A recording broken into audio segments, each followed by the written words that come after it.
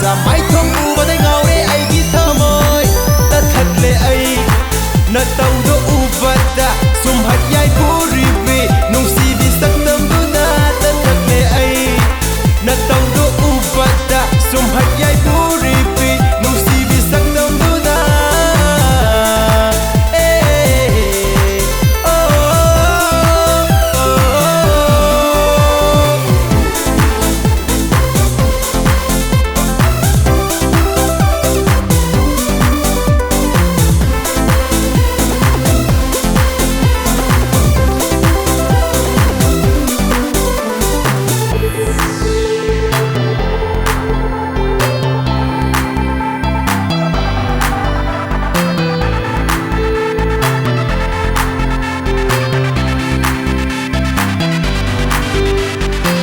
Thamoi ye ning hun ba I thak I pom hau ba nung si inot hapan nang di mayai ni Thamoi ye ning hun ba I thak I pom hau ba nung si inot hapan nang di mayai ni la pa chat le nang ui nak na lai de nang ui ma mi su mai ek se le thamoi de lai de nang la pa chat le nang ui nak na lai de nang ui ma mi su mai ek se le thamoi de lai de nang ai nang bu khalai nang bu nung si on sigi oi na le le oh oh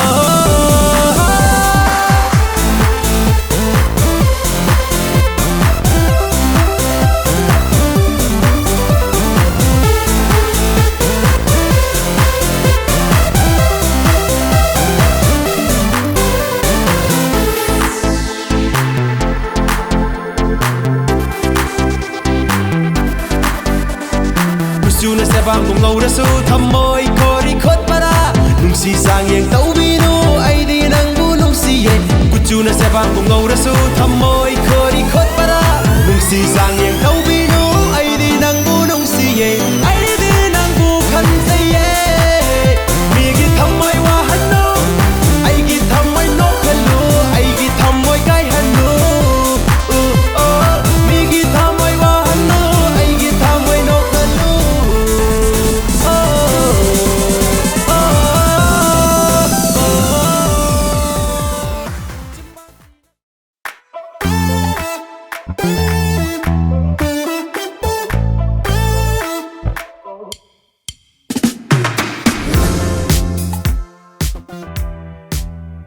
ꯊꯦꯡꯈ꯭ꯔꯦꯅꯦ ꯇꯧꯔꯤꯁꯦ ꯄꯨꯡꯁꯤ ꯌꯧꯔꯦꯅꯦ ꯇꯧꯔꯤꯁꯦ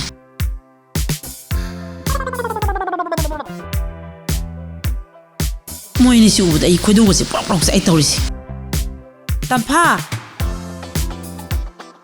ꯅꯣꯏꯕꯨ ꯍꯧꯒꯠꯂꯣꯅꯦꯍꯦ ꯇꯧꯔꯤꯁꯦ ꯌꯦꯡꯉꯨ ꯅꯣꯏ ꯑꯅꯤꯅꯤꯅꯦ ꯑꯩ ꯍꯧꯗꯣꯏꯁꯦ ꯑꯩꯅ ꯁꯥꯎꯅꯤꯡꯉꯛꯇꯅꯕ ꯐꯃꯨꯡꯗ ꯏꯁꯤꯡ ꯍꯩꯖꯤꯟꯖꯔꯛꯀꯅꯤꯍꯦ ꯀꯩꯅꯣ ꯑꯁ ꯇꯨꯝꯁꯤꯠ ꯐꯥꯗꯇꯩꯅꯦ ꯏꯆꯦꯟ ꯆꯠꯇꯧꯗꯣ ꯑꯗꯨꯝ ꯆꯠꯂꯨ ꯑꯩꯈꯣꯏ ꯇꯨꯝꯁꯤꯠ ꯐꯥꯔꯒꯅꯦ ꯍꯧꯒꯠꯂꯒꯦ ꯅꯨꯡꯉꯥꯏꯔꯦꯅꯦ ꯅꯣꯏꯅꯤ ꯃꯉꯥꯏꯔꯦꯅꯦ ꯌꯨꯝꯒꯤ ꯊꯕꯛ ꯑꯃꯅꯥꯝꯇ ꯁꯨꯗꯪꯒꯩ ꯇꯨꯝꯕꯒ ꯆꯥꯕꯒ ꯇꯧꯕꯗꯣ ꯇꯨꯝꯁꯤꯠ ꯐꯥꯗ꯭ꯔꯕꯅꯦꯕ ꯑꯁ ꯃꯤ ꯉꯔꯥꯡ ꯁꯦꯔꯤꯌꯦꯜ ꯌꯦꯡꯉꯨꯕꯩꯅꯦꯕ ꯃꯥꯅ ꯈꯪꯁꯨ ꯈꯪꯗꯅ ꯑꯣ ꯁꯦꯔꯤꯌꯦꯜ ꯌꯦꯡꯕꯁꯦ ꯅꯣꯏ ꯌꯥꯝ ꯆꯤꯟꯕ ꯊꯕꯛꯅꯤꯅꯦ ꯍꯥ ꯌꯦꯡꯉꯣꯕ ꯅꯣꯏꯅꯤ ꯌꯦꯡꯉꯣꯕ ꯅꯣꯏꯅꯤꯅꯦ ꯇꯨꯝꯗꯅ ꯂꯩꯔꯦ 이봉원은 오피스 ꯆꯠꯄꯒꯤ ꯆꯥꯛ ꯆꯥꯕ ꯅꯪꯉꯔꯣꯏ ꯑꯉꯥꯡ ꯑꯁꯦ ꯁ꯭ꯋꯥꯏꯗ ꯅꯠꯇꯦ ꯃꯣꯏꯔꯥꯡ ꯇꯥꯅ ꯆꯠꯇꯧꯔꯤꯕꯅꯤ ꯆꯥꯛ ꯆꯥꯕ ꯅꯪꯉꯔꯣꯏ ꯅꯣꯏꯅꯤ ꯍꯧꯒꯠꯂꯣ ꯍꯥꯏꯕꯅꯤ ꯑꯩꯅ ꯍꯥꯏꯕꯗꯤ ꯅꯪꯅꯤ ꯑꯁ ꯅꯪꯅꯕ ꯊꯣꯡꯒꯦ ꯍꯩꯃꯥ ꯑꯃꯁꯤꯁꯨ ꯇꯧꯔꯤꯁꯤ ꯌꯦꯡꯉꯨꯅꯦ ꯁꯤꯅ ꯆꯠꯇꯧꯗꯣ ꯀꯣꯛ ꯆꯠꯊꯣꯛꯀꯦ 이씨 ꯇꯧꯔꯤꯁꯤ ꯌꯦꯡꯉꯨ ꯍꯜꯂꯛꯄꯒ ꯁꯧ ꯁꯧ ꯍꯦꯛ ꯂꯥꯎꯔꯗꯅ ꯌꯥꯍꯧꯉꯟꯕ ꯏꯆꯦꯅ ꯆꯥꯛꯇꯨꯁꯨ ꯀꯣꯛ ꯊꯣꯡꯗꯣꯛꯄꯤꯔꯝꯕ ꯌꯥꯕꯗꯨꯕꯣ ꯀꯌꯥꯗꯅ ꯌꯦꯡꯉꯨꯅꯦ ꯅꯥꯎꯕꯤ ꯃꯇꯝ ꯐꯥꯇꯣꯝꯕꯤ ngarang nungdang sagi ba kwada hosita kola sari mine nasina sarkadori school ji swaida natiye mai ni phuyang khai lapa kaksing haiba lamdu dane khangabro as adu lapa lamdu da nungtigi hangal handa sali do tandro tarsiungni sathoka sa singa tawringai matamdu da yumgi thabak suradi mayam surani sis transfer tawrokna ba ko wanum ge so haide nam thi phamdana tumdana sadana leiraga ga aina swaida transfer tawna ba wanum doriba ai hauta hagotjarage masi masune mina tumminge hek yawe mai sana debi suning debi ani singangna dok saruk ai sa sakhrage sigi sakti o ai ti hotel da sajarurage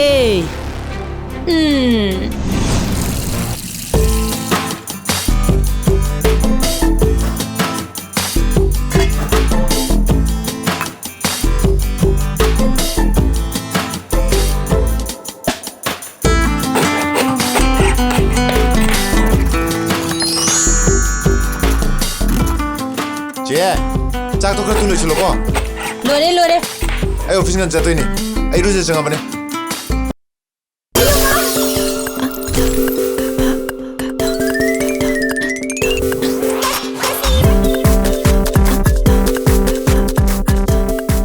ꯆꯦ ꯆꯥꯛ ꯊꯤꯔꯝꯃꯣꯀꯣ ꯑꯩ ꯐꯤ ꯍꯣꯡꯗꯣꯛꯑꯗꯧꯅꯦ ꯑꯥꯎ ꯂꯣꯏꯔꯦ ꯂꯣꯏꯔꯦ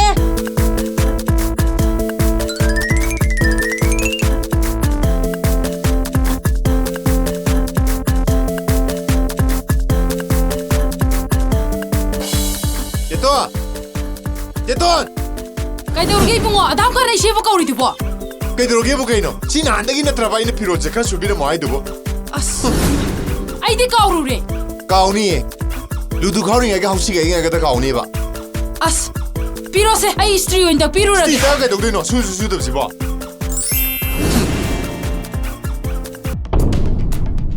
ꯃꯣꯖꯥꯁꯤꯗꯁꯨ ꯁꯨꯕꯤꯔꯝꯗꯦꯕ ꯅꯍꯥꯟꯗꯩ ꯍꯥꯏꯔꯤꯕ 이붕어 이제 호렌 수비라게 너 사오라노바 야래 아무도 수비라는 호래 오피스 할라가네 일어나 레토 저라게 나시더라봐 눈티기 까오래 나 삼가도 타우타이를 보낭보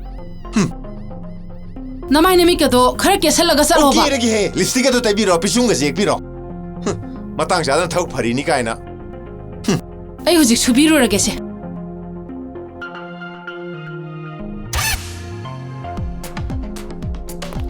ngai khomi ibungo nang ko saukino bo kai dorage se ise subirage haibne ba 예 호지 복장 드리는 까이기노 ꯂꯣꯏꯔꯦ ꯂꯣꯏꯔꯦ ꯃꯤꯅꯤꯠ ꯑꯝꯇ ꯉꯥꯏꯔꯦ 예 ꯑꯗꯨꯅ ꯀꯔꯝ ꯀꯥꯟ ꯆꯥꯗꯣꯔꯤꯕ ꯍꯦꯔꯥ ꯃꯤꯅ ꯀꯨꯞꯄꯗ ꯂꯣꯏꯕꯤꯒꯦ ꯅꯣꯡꯃꯗ ꯑꯣꯐꯤꯁ ꯀꯥꯕꯗ ꯆꯥꯛꯁꯤ ꯅꯪꯅꯕ ꯄꯤꯖꯗꯦꯕ ꯐꯤꯔꯣꯜ ꯐꯪꯉꯤ ꯁꯨꯕꯤꯗꯦ ꯑꯩ ꯌꯥꯝ ꯁꯥꯎꯅꯤꯡꯉꯤꯀꯣ ꯉꯥꯛꯇꯅꯤ ꯀꯨꯏꯔꯣꯏꯌꯦꯕ ꯏꯕꯨꯡꯉꯣ 어 చావరో 너희 빼내면 చావరో ꯑꯩ ꯍꯣꯔꯦꯟ ꯅꯨꯡꯗꯥꯡ ꯄꯨꯟ ꯆꯥꯔꯅꯤ ngai khoi ibungo amta patendra kaino khardi jasaluko कमाई चादुरीगे होटल लगी चाबा चाइनांग दो पुंग नुआइते से क्या रहा है जेतोंगा चेयाइगा ना ऑफिस काबा नंगना बसाक पिजते फिरो ना मोरा काई नोमदा सुबिदे फाइ सिदैदिने आइगी चाइसिंग थोमिनबा फिरो सुबिनबा नुपी इम पोरदाउन नोइ Kannada the येलरो 이붕어 ꯉꯥꯏꯈꯨꯑꯣ ibungo saukino me amta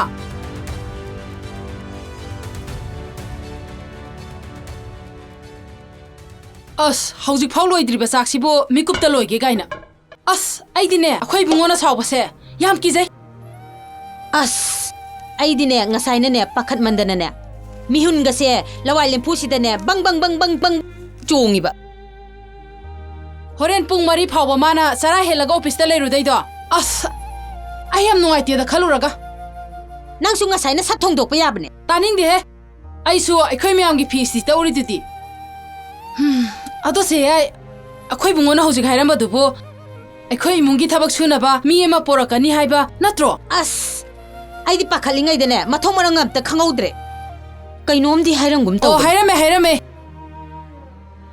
ꯑꯁ ꯐꯔꯦꯗ ꯑꯩꯗꯤ ꯌꯨꯝꯒꯤ ꯊꯕꯛ ꯁꯨꯕꯁꯦ ꯌꯥꯝ ꯇꯜꯂꯦꯕ ꯑꯩꯅ ꯍꯧꯖꯤꯛ ꯅꯨꯄꯥ ꯈꯥꯏꯅꯔꯒ ꯂꯥꯛꯏꯁꯤꯁꯨꯅꯦ ꯌꯨꯝꯒꯤ ꯊꯕꯛ ꯁꯨꯕ ꯇꯟꯕꯩꯅꯦ ai sune se yai akhoi nupa do mama na haiba yam ili aina haibadi sungta he tabide yumgi thabak sunaba mi mata thamse haibasu suya yade ꯑꯗꯨꯅꯅꯦ ꯑꯩꯅꯅꯦ ꯌꯨꯝꯁꯤꯗꯅꯦ ꯅꯨꯡꯉꯥꯏꯅ ꯂꯩꯊꯣꯛꯎꯒꯦꯅ ima ꯂꯥꯛꯏꯁꯦ ai sune nungai na leithoge na laide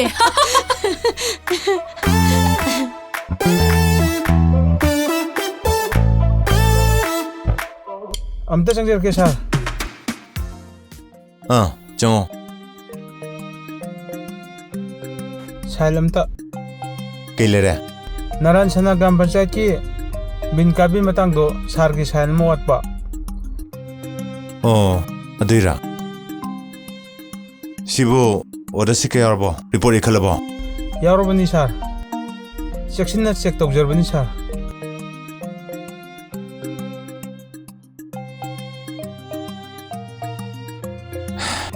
ꯁꯦ थागतचरी सार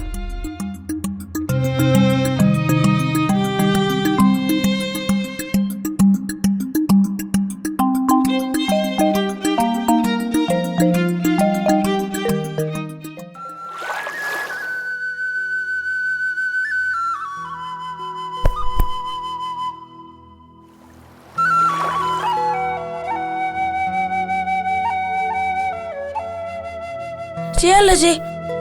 ꯑꯩ ꯂꯥꯏꯔꯤꯛ ꯄꯥꯔꯨꯗꯣꯏꯅꯦ ꯅꯠꯇ꯭ꯔꯗꯤ ꯏꯃꯥꯅ ꯆꯩꯔꯅꯤ ꯍꯣꯏ ꯍꯣꯏ ꯑꯗꯨꯗꯤ ꯑꯩ ꯉꯁꯤꯗ ꯉꯥꯏꯔꯝꯃꯒꯦ ꯆꯤꯆꯦ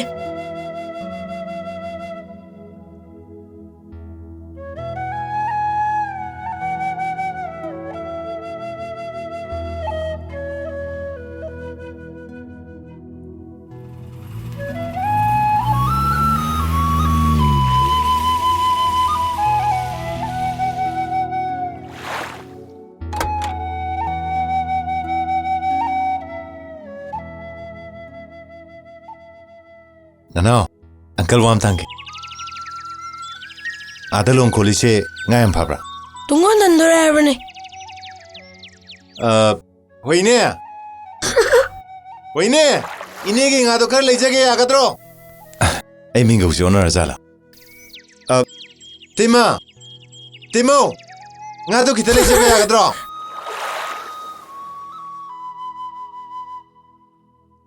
Ay mau na te ko.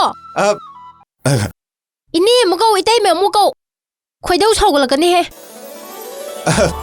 Sabi ba ade. Kong loi kopsan bedu dai di. Alor bani ore. Ado smaina pha banga se yam ha oi hai. Yaraga de khita lejaki kya babu.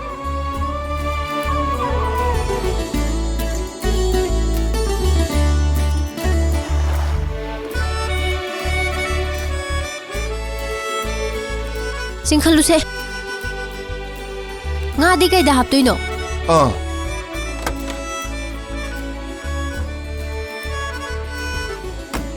Kamai tau ne? Ai su ham na bam te auti.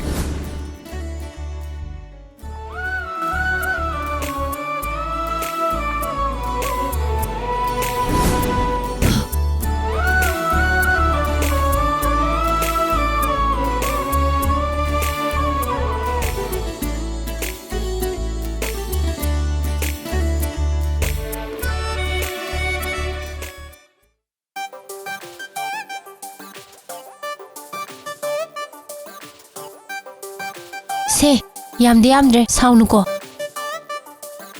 Mamal di kya no? Imphal dairo. Kamai khangi no? Mawong du na imphal masan takjari na sana.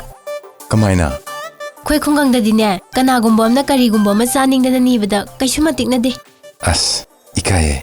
Imphal masawrup side. Ikai khang basu lai bro imphal da bo. Thajada mo pham da nga le haidun. Ado I didn't know one of Pazabda, no, I didn't know. Ado I think I own Binate. Hey, and gay di, I own Bide Lachoko.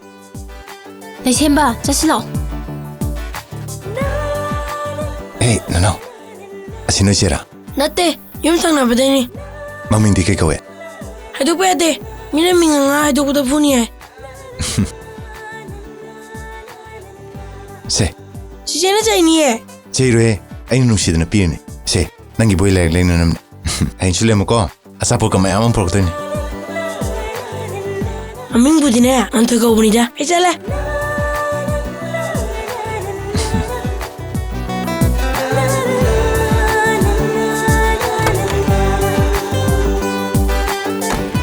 Sige, ngay ko. Tatawagin nga pala. Kaloy pito kami na. Leibo lerong gada ni madu ang abudu ba? Hangdi, ꯂꯩꯔꯝꯕꯁꯨ ꯌꯥꯏꯗ ꯀꯧꯔꯤ ꯌꯦꯡꯁꯤ. Nganthoi. Leita jala ni masing nupi jibo. ꯂꯩꯕ꯭ꯔꯣ? Tare. ꯁꯤꯡꯖꯨ ꯆꯥꯁꯤ ꯂꯥꯛꯑꯣ. Ha, ꯅꯪꯅ ꯄꯥꯝꯖꯕ ꯁꯤꯡꯖꯨꯗꯣ ꯂꯩꯔꯒ ꯄꯨꯔꯛꯏꯕ ꯂꯥꯛꯑꯣ. asing bayro. Ay handay chaning ler mini lao. Kakalo phak bu thorake.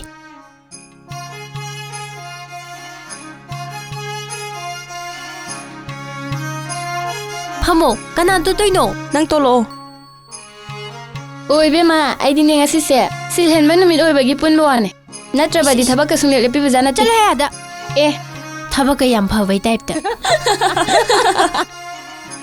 Charu se am tot patale. Ngai kho. Yare charu. Bema, ꯅꯪ ꯅꯍꯥꯟꯒꯤꯗꯨꯗꯤ ꯐꯖꯩꯍꯦ. ꯑꯗꯨꯒ ꯃꯃꯥꯟꯅꯕꯅꯦꯅ ꯇꯧꯏꯗꯨꯅ ꯑꯅꯤꯔꯛ ꯍꯟꯅ ꯍꯦꯛ ꯌꯦꯡꯅꯤꯡꯗꯦ. ꯃꯁꯛ ꯐꯖꯕ ꯑꯃ ꯄꯣꯔꯛꯑꯃꯒꯗꯤ ꯑꯩꯒꯤꯁꯨ ꯍꯥꯏꯅꯕ ꯌꯥꯏꯗꯅ. ꯍꯣꯏ ꯕꯦꯝꯃ, ꯊꯤꯖꯔꯁꯨꯅꯦ ꯃꯒꯨꯟ ꯌꯥꯝ ꯂꯩꯈ꯭ꯔꯖꯥꯠꯅꯤ. ꯊꯧꯔꯛꯂꯤꯕ ꯀꯥꯔꯗꯨꯁꯨꯅꯦ ꯃꯃꯥꯟꯅꯕꯗꯨꯒꯤꯅꯦ. ꯍꯩꯃꯥ, ꯑꯗꯨꯗꯤ ꯌꯥꯏ. ꯑꯁ ꯅꯪꯁꯨꯅꯦ ꯐꯖꯕꯗ ꯉꯥꯎꯃꯟꯗꯅꯅꯦ ꯂꯥꯁꯇꯗꯤ ꯉꯥꯎꯔ ꯆꯠꯈꯤꯖꯅꯤ ꯑꯩꯈꯣꯏꯒꯤ ꯁꯤꯡꯖꯨ ꯄꯥꯝꯕꯤꯁꯤꯃꯗꯤ ꯇꯨꯃꯤꯟ ꯇꯨꯃꯤꯟ ꯀꯅꯥꯒ ꯀꯣꯏꯅꯩꯅꯣꯁꯨ ꯈꯪꯗꯦ ꯅꯨꯄꯥ ꯃꯆꯥ ꯑꯃꯒ ꯑꯗꯨꯝ ꯄꯪꯂꯩꯗ ꯂꯩ ꯍꯣ ꯍꯪꯗꯣꯡ ꯇꯨꯃꯤꯟ ꯂꯩꯕ ꯆꯐꯨ ꯉꯝꯃꯦ ꯑꯗꯨꯅꯦ ꯇꯣꯛꯑꯣꯕ ꯑꯁ ꯁꯤꯡꯖꯨ ꯉꯥꯛꯇꯪ ꯆꯥꯕꯁꯤꯗ ꯍꯧꯗꯣꯡꯒꯤ ꯋꯥꯔꯤ ꯅꯠꯇ꯭ꯔꯗꯤ ꯅꯣꯏꯕꯨ ꯋꯥꯔꯤꯒ ꯑꯝꯇ ꯂꯩꯇ꯭ꯔꯕꯣ ꯍꯣꯏ ꯂꯩꯖꯗ꯭ꯔꯦ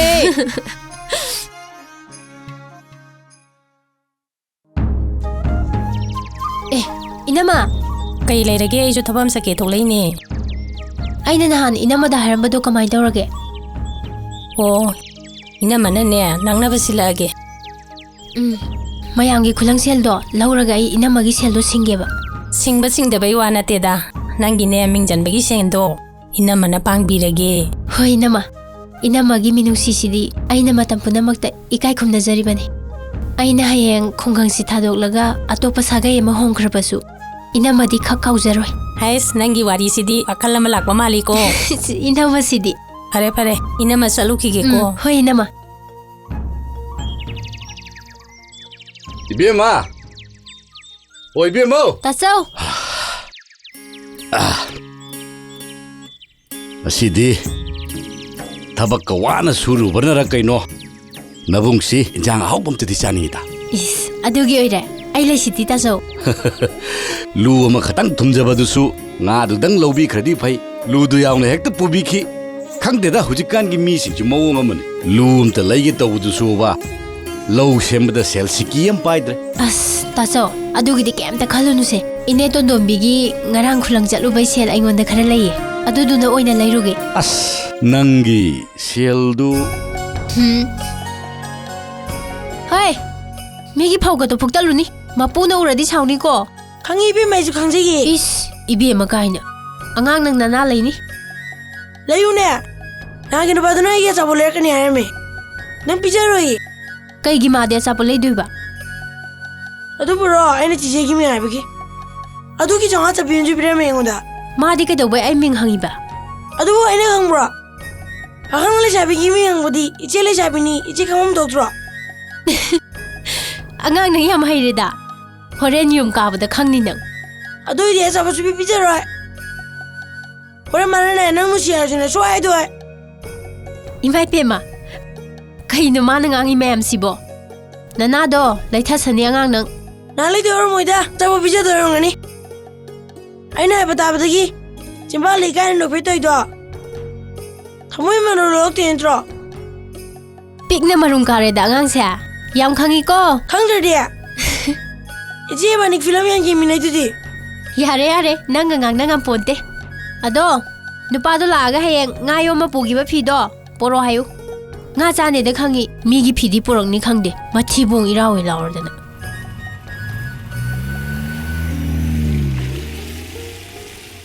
ꯑꯁꯤꯃꯨꯛ ꯂꯥꯛꯏꯅꯦ ꯎꯁꯤꯟꯅꯔꯣꯏ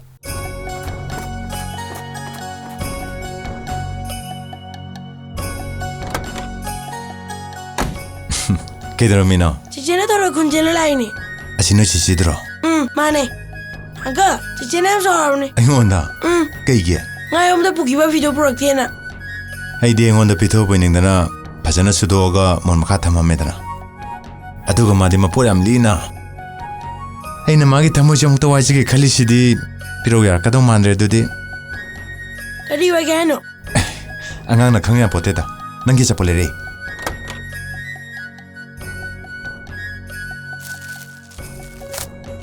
ꯇꯦꯡꯇꯦꯅꯦ ꯌꯥꯝꯃꯦꯍꯦ ꯁꯤ ꯂꯣꯏ ꯆꯥꯒꯗꯕꯅꯤ ꯀꯣ ꯉꯁꯤ ꯍꯌꯦꯡꯒꯤ ꯈꯥꯛꯄ ꯌꯥꯗꯦ ꯍꯌꯦꯡꯁꯨ ꯑꯃꯨꯛ ꯂꯦꯛꯀꯗꯣꯏꯅꯤ ꯆꯠꯂꯒꯦ ꯑꯪꯀꯜ ꯍꯦ ꯉꯥꯏꯈꯣ ꯅꯪ ꯅꯣꯏ ꯆꯤꯆꯦꯗ ꯀꯩꯅꯣꯝ ꯍꯥꯏꯒꯦꯔꯥ ꯍꯥꯏꯒꯦ ꯀꯩ ꯋꯥꯅꯣ ꯁꯨꯃꯥꯏ ꯍꯥꯏꯌꯣ ꯆꯤꯆꯦ ꯅꯪꯁꯤ ꯅꯁꯛ ꯌꯥꯝ ꯐꯖꯩꯁꯤ ꯀꯔꯤꯒꯤꯅꯣ ꯃꯤꯒꯤ ꯊꯃꯣꯏ ꯋꯥꯍꯟꯕꯒꯤ ꯐꯥꯔꯒ ꯖꯦꯜꯗ ꯊꯝꯃꯨꯔꯥꯅ ꯑꯪꯀꯜꯅ ꯍꯪꯉꯛꯏꯅ ꯍꯥꯏꯌꯣ ꯍꯥꯏꯒꯗ꯭ꯔꯥ ꯍꯥꯏꯒꯅꯤ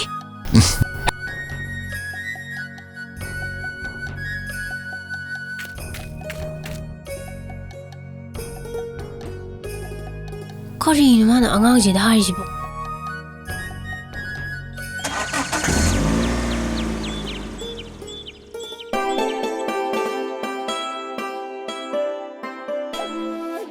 ꯍꯣꯏ ꯑꯩꯅ ꯍꯥꯏꯌꯣꯗꯣ ꯍꯥꯏꯔꯕ ꯍꯥꯏꯔꯦ ꯀꯩ ꯍꯥꯏꯔꯝꯃꯦ ꯍꯌꯦꯡ ꯄꯨꯔꯛꯀꯦ ꯄꯣꯔꯛꯇꯗꯤ ꯃꯥ ꯈꯪꯅꯤ ꯃꯥ ꯃꯅꯥ ꯂꯩꯗꯣꯔꯤ ꯆꯤꯆꯦ ꯂꯩꯔꯣꯏꯍꯦ ꯑꯇꯩꯗꯤ ꯀꯩ ꯍꯥꯏꯔꯝꯃꯦ ꯀꯩꯝ ꯍꯥꯏꯔꯝꯗꯦ ꯀꯩꯝ ꯍꯥꯏꯔꯝꯗꯕ꯭ꯔꯅꯦ ꯑꯣ ꯑꯃꯗꯤ ꯍꯥꯏꯔꯝꯃꯦ ꯀꯩ ꯍꯥꯏꯔꯝꯃꯤꯕ ꯅꯁꯛ ꯐꯖꯕꯒꯤ ꯐꯥꯔ ꯖꯦꯜꯗ ꯊꯝꯃꯨꯔꯥ ꯍꯥꯏ ꯐꯥꯔ ꯖꯦꯜ ꯊꯝꯅꯤ ꯀꯥꯏꯅ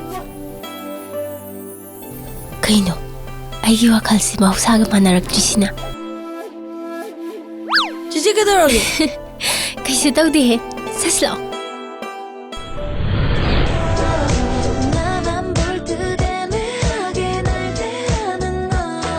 ꯉꯧꯕ ꯍꯣꯔꯦꯟ ꯁꯦꯔꯦ ꯌꯦꯡꯕꯗ ꯆꯥꯅꯕ ꯀ꯭ꯋꯥ ꯈꯔ ꯂꯧꯔꯨꯒꯦꯔꯥ ꯅꯪꯒꯤ ꯁꯦꯟꯒ ꯌꯥꯎꯔꯗꯤ ꯅꯪꯉꯣꯟꯗ ꯑꯗꯨꯝ ꯂꯩꯔꯛꯑꯣ ꯍꯣꯏ ꯏꯆꯦ ꯌꯥꯅꯤ ꯌꯥꯎꯔꯤ ꯂꯩꯔꯨꯒꯦ ꯄ꯭ꯋꯥꯗꯤ ꯌꯥꯝ ꯐꯈ꯭ꯔꯦꯗꯀꯣ ꯅꯈꯣꯡꯅ ꯌꯥꯡꯂꯤꯕ ꯊꯕꯛꯅ ꯐꯔꯤꯕ ꯑꯩꯈꯣꯏꯗ ꯁꯨꯝ ꯂꯩꯔꯁꯤꯗꯅ ꯌꯥꯗꯤ ꯌꯥꯖꯥꯅꯤ ꯏꯆꯦ ꯑꯗꯣ ꯑꯩꯈꯣꯏ ꯁꯥꯔꯗꯤ ꯈꯔ ꯂꯩꯔꯒ ꯇ꯭ꯔꯥꯟꯁꯐꯔ ꯑꯃꯨꯛ ꯆꯠꯈ꯭ꯔꯅꯤ ꯑꯅꯧꯕ ꯑꯣꯐꯤꯁꯥꯔ ꯑꯃ ꯂꯥꯛꯑꯒ ꯑꯩꯗꯤ ꯑꯣꯐꯤꯁꯥꯔꯗꯨꯒꯤ ꯃꯇꯨꯡ ꯑꯗꯨꯝ ꯏꯟꯗꯨꯅ ꯆꯠꯈ꯭ꯔꯅꯤ ꯑꯗꯨ ꯆꯤꯆꯦ ꯑꯩ ꯀ꯭ꯋꯥ ꯂꯩꯔꯨꯈꯤꯒꯦꯀꯣ ꯂꯩꯔꯨꯔꯣ ꯀꯩꯅꯣ ꯅꯪ ꯇꯧꯏꯁꯦ ꯀꯩꯗꯧꯔꯒꯦ ꯀꯩꯅꯣꯕ ꯀꯩꯒꯤꯅꯣ ꯅꯪꯅ ꯑꯩꯒꯤ ꯈꯨꯠꯐꯥꯁꯤꯡꯗ ꯆꯪꯖꯜꯂ ꯁꯦꯟ ꯊꯥꯗꯩꯁꯦ ꯀꯩꯒꯤꯅꯣ ꯕꯤꯖꯤꯅꯦꯁ ꯍꯥꯏꯕꯁꯤꯗꯤ ꯁꯤ ꯉꯥꯛꯇꯅꯤ ꯀꯩꯅꯣ ꯁꯤ ꯌꯥꯏ ꯑꯩꯉꯣꯟꯗꯁꯨ ꯁꯦꯟꯗꯣꯏ ꯅꯨꯡꯉꯥꯏꯕ ꯃꯌꯥꯝ ꯑꯃ ꯃꯤꯅ ꯂꯣꯏꯅ ꯐꯥꯈ꯭ꯔꯤꯗꯨꯗꯤ ꯑꯗꯣ ꯉꯁꯤꯐꯥꯎ ꯑꯩꯅ ꯅꯉꯣꯟꯗꯒꯤ ꯃꯨꯟꯈꯤꯕꯗꯤ ꯂꯩꯇꯦꯗꯅ ꯇꯥ ꯅꯣꯡꯌꯥꯏꯒꯤ ꯄꯣꯠꯐꯝꯗ ꯅꯪꯅ ꯊꯥꯗꯔꯝꯃꯤꯕ ꯁꯦꯜꯗꯣ ꯀꯌꯥꯗꯣ ꯀꯌꯥꯅꯣ ꯍꯥꯏꯌꯣ ꯑꯩ ꯍꯟꯗꯣꯛꯀꯦꯕ ꯅꯍꯥꯟꯃꯨꯛꯁꯨ ꯏꯆꯦ ꯅꯨꯡꯁꯤꯒꯤꯗ ꯁꯦꯟꯗꯣꯏ ꯈꯔ ꯅꯨꯡꯉꯥꯏꯌꯦꯅ ꯑꯩꯅ ꯇꯧꯕꯁꯤꯗ ꯅꯪꯅ ꯃꯉꯣꯟꯗ ꯑꯃꯨꯛ ꯆꯪꯁꯜꯂꯒ ꯑꯃꯨꯛ ꯊꯥꯗꯔꯝꯃꯤ ꯅꯠꯇ꯭ꯔꯣ ꯑꯩ ꯋꯥ ꯉꯥꯡꯗꯦꯗꯅ ꯑꯗꯣ ꯍꯟꯗꯛꯇꯤꯅꯦ ꯁꯨꯡꯌꯥ ꯌꯥꯔꯣꯏ ꯍꯥꯏꯁꯤꯅꯤ ꯍꯥꯏꯌꯨ ꯇꯥ ꯅꯣꯡꯌꯥꯏꯗ ꯅꯪꯅ ꯄꯤꯔꯝꯂꯤꯕ ꯁꯦꯟꯗꯣ ꯀꯌꯥꯅꯣ ꯍꯥꯏꯌꯣ ꯂꯥꯛ ꯑꯃꯔ ꯑꯅꯤꯔ ꯁꯠ ꯍꯥꯏꯌో ꯑꯩ ꯍꯟꯗꯣꯛꯀꯦ ꯍꯦꯔꯁꯦ ꯌꯥꯏ ꯊꯃꯣꯏ ꯑꯗꯨ ꯄꯤꯁꯜꯂꯛꯀꯅꯨ ꯕꯤꯖꯤꯅꯦꯁ ꯍꯥꯏꯕꯁꯤꯗꯤ ꯁꯤ ꯉꯥꯛꯇꯅꯤ ꯑꯉꯝ ꯆꯥꯅꯕꯅꯦ ꯆꯦ ꯌꯥꯏꯁꯨ ꯉꯝꯅꯕ ꯑꯗꯨꯝ ꯍꯣꯠꯅꯧ ꯅꯪꯒꯤꯗꯨꯗꯤ ꯃꯤ ꯌꯥꯝ ꯎꯁꯤꯠꯇꯕꯩ ꯋꯥꯅꯤꯅꯦ ꯎꯁꯤꯠꯇꯦ ꯆꯦ ꯌꯥꯏ ꯀꯩꯗꯧꯒꯦ ꯍꯥꯏꯕꯅꯣ ꯃꯁꯤ ꯌꯦꯡꯀꯣ ꯌꯥꯝ ꯂꯤꯡꯉꯦꯅꯦ ꯏꯅꯥꯎꯗꯤ ꯌꯥꯝ ꯂꯤꯡꯉꯦꯕ ꯍꯦꯔꯁꯦ ꯌꯥꯏ ꯑꯗꯨꯃꯥꯏꯅꯗꯤ ꯍꯥꯏꯒꯅꯨꯗ ꯋꯥꯒꯤ ꯋꯥ ꯆꯨꯝꯅ ꯉꯥꯡꯅꯁꯦ ꯅꯪꯅ ꯅꯨꯄꯥ ꯈꯔ ꯍꯦꯛ ꯎꯕꯒ ꯈꯠ ꯍꯦꯛ ꯂꯥꯎꯗꯅ ꯅꯌꯥꯒꯗꯣ ꯈꯤꯒꯠꯇꯅ ꯏꯔꯥꯡ ꯇꯧꯗꯅ ꯃꯤꯒꯤ ꯗꯨꯀꯥꯟ ꯃꯃꯥꯡꯗꯨꯗ ꯏꯔꯥꯡ ꯇꯧꯕ ꯆꯠꯂꯨꯔꯤ ꯑꯣꯏꯔꯝꯒꯅꯤꯅꯦ ꯃꯁꯤ ꯑꯩꯒꯤ ꯃꯁꯤꯡ ꯑꯔꯥꯡꯕ ꯁꯤꯜꯂꯛꯑꯗꯤ ꯅꯪ ꯐꯠꯇꯦ ꯐꯨꯗꯠꯂꯅꯤ ꯅꯪꯒꯤꯁꯦ ꯑꯩꯉꯣꯟꯗ ꯐꯨꯒꯦ ꯍꯥꯏꯔꯣ ꯐꯨꯒꯦ ꯍꯥꯏꯔꯕ ꯅꯪ ꯐꯨꯒꯦ ꯍꯥꯏꯔꯕ ꯅꯪ ꯑꯗꯨꯃꯥꯏꯅꯒꯗꯤ ꯏꯜꯂꯛꯀꯅꯣ ꯃꯆꯤ ꯉꯥꯟꯁꯦꯀꯣ ꯅꯪ ꯉꯁꯤꯗꯤ ꯅꯪ ꯍꯥꯠꯇꯣꯛꯑꯒꯦꯕ ꯅꯪ ꯁꯤꯔꯣꯏꯅ ꯐꯨꯔꯩꯅꯦ ꯃꯁꯤ ꯉꯥꯟꯁꯦ ꯃꯆꯤ ꯅꯪ ꯉꯁꯤ ꯀꯩꯅꯣ ꯇꯧꯏꯁꯤꯕꯣ ꯑꯝꯇ ꯉꯥꯏꯈꯣꯕ ꯉꯁꯤ ꯑꯝꯇ ꯍꯟꯗꯣꯛꯑꯣꯁꯦ ꯍꯥꯠꯇꯣꯛꯑꯒꯦꯕ ꯅꯪ ꯀꯔꯤꯒꯤꯅꯣ ꯍꯟꯗꯛꯇ ꯅꯠꯇ꯭ꯔꯣ ꯄꯥꯔꯂꯔꯗ ꯂꯨꯄꯥ 2,000 ꯆꯪꯅ ꯁꯦꯝꯃꯤ ꯃꯌꯥꯝꯗꯨꯕꯣ ꯁꯝꯒꯗ ꯂꯣꯏ ꯀꯦꯜꯂꯣꯏꯅꯦ ꯁꯦ ꯀ꯭ꯋꯥ ꯁꯤ ꯂꯩꯔꯁꯦ ꯁꯦ ꯀ꯭ꯋꯥ ꯁꯦ ꯑꯝꯇ ꯉꯥꯏꯈꯣꯃꯦ ꯑꯝꯇ ꯁꯤ ꯌꯥꯝ ꯆꯥꯈꯣꯕ ꯑꯗꯨ ꯀꯣꯟ ꯐꯨꯅꯧꯕ ꯁꯦ ꯁꯤꯗꯤ ꯌꯥꯔꯣꯏꯕ ꯁꯦ ꯆꯧꯕꯤ ꯁꯣꯝꯗ ꯑꯝꯇ ꯂꯥꯛꯑꯣ ꯑꯅꯤꯁꯦ ꯍꯥꯟꯅ ꯇꯧꯔꯦ ꯂꯥꯛꯑꯣ ꯑꯝꯇ ꯈꯔ ꯊꯨꯅ ꯂꯥꯛꯑꯣ ꯀꯩꯗꯧꯔꯒꯦ ꯍꯥꯠꯇꯣꯛꯏꯃꯤ ꯏꯕꯣ ꯁꯤꯕ ꯇꯥꯁꯦ ꯍꯥꯠꯇꯣꯛꯑꯃꯤ ꯅꯣꯏ ꯁꯤꯟꯅꯕ ꯇꯥꯔꯤꯃꯤ ꯇꯧꯏꯁꯤꯀꯣ ꯅꯪ ꯈꯪꯗ꯭ꯔ ꯂꯦꯝ ꯁꯦ ꯀ꯭ꯋꯥ ꯁꯤ ꯂꯩꯔꯦ ꯀ꯭ꯋꯥ ꯁꯤ ꯌꯥꯝ ꯆꯥꯈꯣꯕ ꯑꯗꯨ ꯀꯣꯟ ꯐꯨꯅꯧꯕ ꯁꯦ ꯊꯥꯗꯣꯛꯏꯃꯤꯅꯦ ꯊꯥꯗꯣꯛꯅꯗ꯭ꯔꯦ ꯍꯧꯔꯒꯦ ꯊꯥꯗꯣꯛꯅꯗꯤꯅꯦ ꯌꯦꯡꯉꯨꯅꯦ ꯊꯥꯗꯣꯛꯅꯗꯤꯅꯦ ꯍꯥꯏ ꯒꯥꯔꯤ ꯌꯦꯡꯉꯨ ꯄꯨꯡ ꯀꯌꯥ ꯇꯥꯔꯦ ꯄꯨꯡ 2 ꯇꯥꯔꯦ ꯁꯦ 리모트 튀어 세 번 좀 리모트 튀어 너희 타고나지 세레라도 세레라 간다까지 타고나지 하 너희 하도나 야들어 카나링이다 세레가 로이네 까오르래 아이나 파나 카미 너 야브라바 시로 있다는 말이 내가 이만 방다 나마이 가이드로 너희 뭐 마마이 맘이 진짜 진짜 버려 헨만 라브니 너희 얌 헨만 라브네 아이나 하시네 너희 헨만 라브니 너희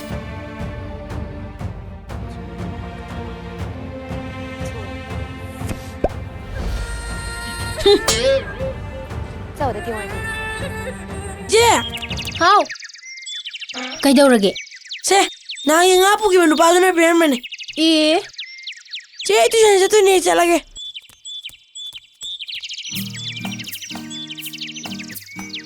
ꯀꯩꯅꯣ ꯄꯤꯔꯛꯏꯁꯤꯕꯣ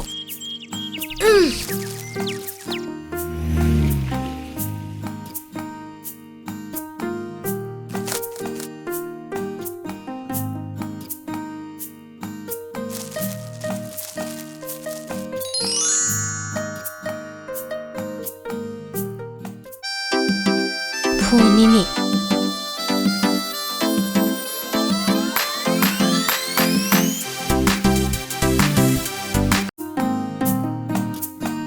ai tom the ne na no mama no ne nga lo ki bado ꯈꯪꯉꯦ ꯀꯩꯒꯤꯅꯣ ꯅꯪꯅ ꯄꯣꯠꯁꯦ ꯃꯌꯥꯝ ꯑꯃ ꯄꯤꯁꯜꯂꯛꯏꯁꯦ sum no wanda selaning dana pi banida ꯀꯩꯒꯤ ꯍꯦꯛꯇ ꯄꯤꯕ ꯌꯥꯕ꯭ꯔꯅꯦ nang su wanda nga piri dudi ꯑꯗꯨꯁꯨ adu su ai dudi ke ai no ai dudi khangde ꯃꯁꯛ ꯈꯪꯅꯗꯅ ꯄꯣꯠ ꯆꯩ ꯃꯌꯥꯝ ꯑꯃ ꯄꯤꯁꯜꯂꯛꯑꯗꯅ ai di nang ga khangna na nai khangna dri ba haisa ꯀꯩ ꯍꯥꯏꯕ ꯑꯗꯨꯗꯤ ꯑꯩ ꯃꯤ ꯃꯄꯣꯠꯀ ꯄꯥꯝꯖꯗꯦꯀꯣ ꯅꯪꯅ ꯄꯣꯠꯁꯦ ꯌꯥꯝ ꯊꯨꯅ ꯂꯧ ꯂꯥꯎ ꯍꯥꯏꯁꯤꯅꯤ mi gi amta na tiye nang yak tane nang ni khalaga lai khrabane nang gi oi khrabane ai di lobla pa ngamoy ꯑꯗꯨꯗꯤ ꯍꯨꯟꯗꯣꯛꯈ꯭ꯔꯒꯦ ꯈꯣꯡꯕꯥꯟꯗ unche ko na nang na no mama long kholom pham do adu de unche ko nang na pam drabani na ne patla mai mang jakhine ꯑꯗꯨ ꯇꯥꯅꯒ ꯆꯠꯄ ꯉꯝꯖꯔꯣꯏ ꯍꯥꯏꯁꯤꯅꯤ ꯅꯪ ꯅꯁꯥ ꯂꯥꯛꯑꯒ ꯂꯧ ꯂꯥꯛꯆꯧ lo lak pa de di sung mamar ꯑꯗꯨꯗꯤ ꯅꯪ mobile ꯐꯣꯟꯁꯦ ꯊꯨꯒꯥꯏꯒꯦ hey ngai khoi adu di thuai gi no pamudro yam tangba phone ne ꯑꯗꯨꯗꯤ ꯀꯩꯗꯧꯉꯩ ꯂꯥꯛꯇꯣꯏꯕ ngasi gi de hale nu ai roi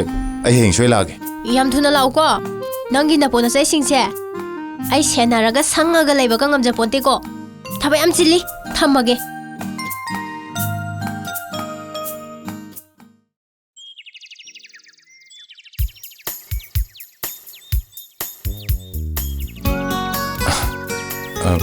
firol di porok traba ꯄꯨꯔꯛꯇꯤꯌꯦ ꯄꯨꯊꯣꯛꯄꯁꯤꯅ ꯋꯥꯅ ꯅꯝꯅꯤ adu di kamai tawne ai changa lor chora ꯆꯪꯉꯨꯆꯣ ꯑꯩꯈꯣꯏ ꯇꯥꯆꯧꯅ ꯅꯀꯣꯛ ꯃꯥꯏ ꯊꯨꯒꯥꯏꯕꯤꯔꯛꯁꯅꯤ as adu di ki ha lesem ado lok tholu sira ꯌꯥꯗꯦ ꯌꯥꯗꯦ ꯑꯉꯥꯡꯗ ꯑꯗꯨꯒꯨꯝꯕ ꯄꯥꯈꯣꯟ ꯁꯤꯖꯤꯟꯅꯒꯅꯨ ꯅꯪꯕꯨ ꯂꯥꯏꯔꯤꯛ ꯂꯥꯏꯁꯨ ꯍꯩꯕ ꯅꯠꯇ꯭ꯔꯣ ꯑꯉꯥꯡꯗ ꯅꯨꯡꯁꯤ ꯅꯨꯡꯉꯣꯟ ꯇꯝꯕꯤꯕ ꯌꯥꯄꯣꯟꯇꯦ adu di kamai tawne ꯈꯪꯗꯦ ꯅꯪ ꯈꯟꯖꯔꯣ as yam ludori da sidia mobile du di pack panatro adu di premo thugar khadi pamoi yam tangmane ba ꯇꯥꯡꯉꯗꯤ ꯀꯩꯗꯧꯕꯩ ꯄꯤꯔꯛꯏꯅꯣ ꯑꯗꯥꯝ ꯂꯦꯛꯑꯒ ꯑꯩꯉꯣꯟꯗ ꯀꯩꯗꯧꯕꯩ ꯄꯤꯔꯛꯏꯕ ꯄꯤꯊꯣꯛꯈ꯭ꯔꯒꯕꯨ ꯄꯤꯔꯛꯑꯣ ꯀꯥꯏ ꯅꯃꯥ ꯏꯀꯥꯏꯗ꯭ꯔꯣ as nangi wahang mayam to karma khumdo no ikong aureda ꯉꯥꯎꯔꯨꯅꯨꯁꯦ ꯑꯅꯧꯕ ꯑꯃ ꯍꯪꯒꯦ ꯁꯤ ꯑꯣꯏꯅ ꯈꯨꯝꯃꯨ khumbangam brenge ꯑꯩꯉꯣꯟꯗ ꯃꯣꯕꯥꯏꯜ ꯐꯣꯟ ꯄꯤꯔꯛꯏꯁꯦ ꯀꯩꯒꯤꯅꯣ nangi number loge tawne nangdi phone pai de hare da sum phone wa am ta ha ge taw ꯀꯩ ꯋꯥꯅꯣ ꯍꯥꯏꯗꯣꯏꯁꯦ sum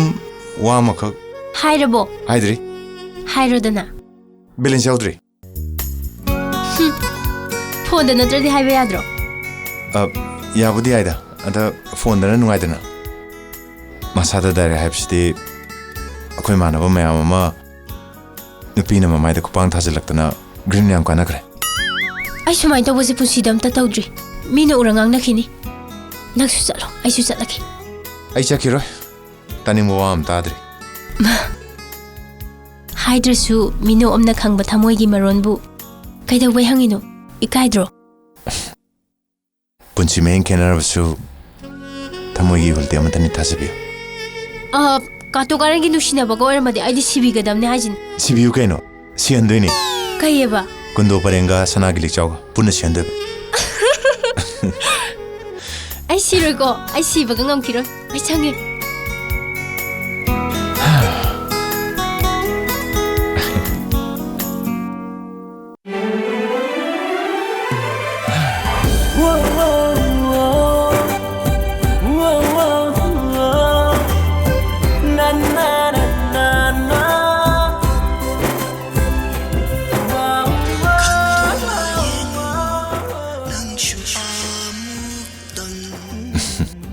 hello ꯑꯩꯅꯦ khangi ꯑꯩ ꯉꯁꯤꯗꯤ ꯅꯪꯉꯣꯟꯗ ꯋꯥꯍꯪ ꯑꯝꯇ ꯍꯪꯒꯦ ama khaktaro nang nang ning bang ꯁꯣꯝꯕꯨ ꯀꯩ ꯊꯕꯛ ꯇꯧꯕꯤꯒꯦ kaigino dongide ꯑꯆꯧꯕ ꯁꯦꯜ ꯄꯥꯏꯕ ꯃꯤ ꯑꯃ ꯑꯣꯏꯔꯦ ꯍꯥꯏꯕꯕꯨꯗꯤ ꯈꯪꯕ ꯑꯗꯩꯗ aduna kedaro ꯈꯪꯗꯦ ꯌꯥꯝ ꯀꯤꯌꯦ ꯑꯩꯗꯤ ꯃꯇꯤꯛ ꯆꯥꯕ ꯃꯤ ꯑꯃ ꯑꯣꯏꯕ ꯅꯠꯇꯕꯅꯤꯅ kenta khaluno aina nangbudi aigidamakta khwadi matik charabini na khalibane ningthongna phawbada nungbu nungsiraba pamu pamabdi antaba migi thak phawbada mana jingkat kadoribane ꯍꯣꯏ ꯑꯗꯨꯕꯨꯗꯤ ꯑꯗꯣ ꯅꯨꯡꯁꯤꯔꯕꯁꯨ ꯄꯥꯡꯒꯟ ꯊꯣꯛꯄꯗꯤ ꯉꯝꯗꯦ ꯑꯗꯨꯕꯨ ꯅꯍꯥꯛꯀꯤ ꯅꯇꯧꯅ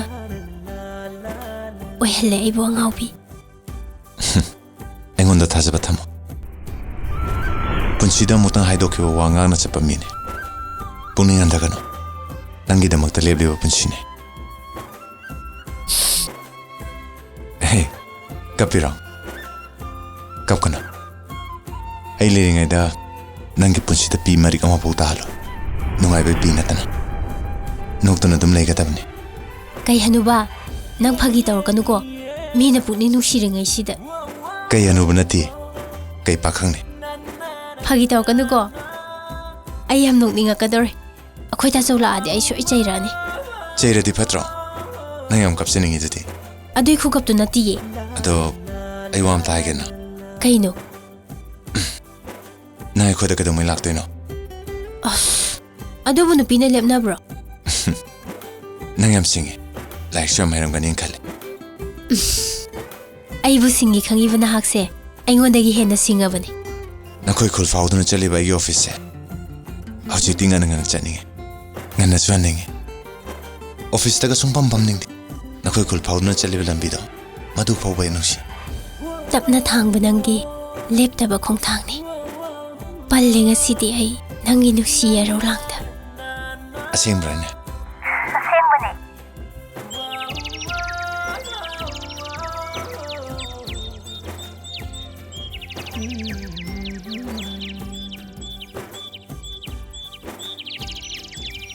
ꯆꯤꯆꯦꯁꯦ ꯉꯁꯤꯗꯤ ꯋꯥꯈꯜ ꯌꯥꯝ ꯅꯨꯡꯉꯥꯏꯕ ꯃꯥꯜꯂꯤꯗ ꯀꯅꯥ ꯍꯥꯏꯕ ꯅꯍꯥꯟꯒ ꯌꯥꯝ ꯃꯥꯟꯅꯗꯦ ꯑꯉꯥꯡ ꯅꯪ ꯌꯥꯝ ꯈꯪꯃꯜꯂꯤꯀꯣ ꯐꯤꯔꯣꯜ ꯐꯖꯕ ꯃꯌꯥꯝ ꯁꯦꯠꯂꯤꯗꯨꯗꯤ ꯑꯃꯗꯨꯒ ꯂꯥꯛꯑꯗꯤ ꯄꯨꯡ ꯉꯥꯎꯅꯔꯅꯤ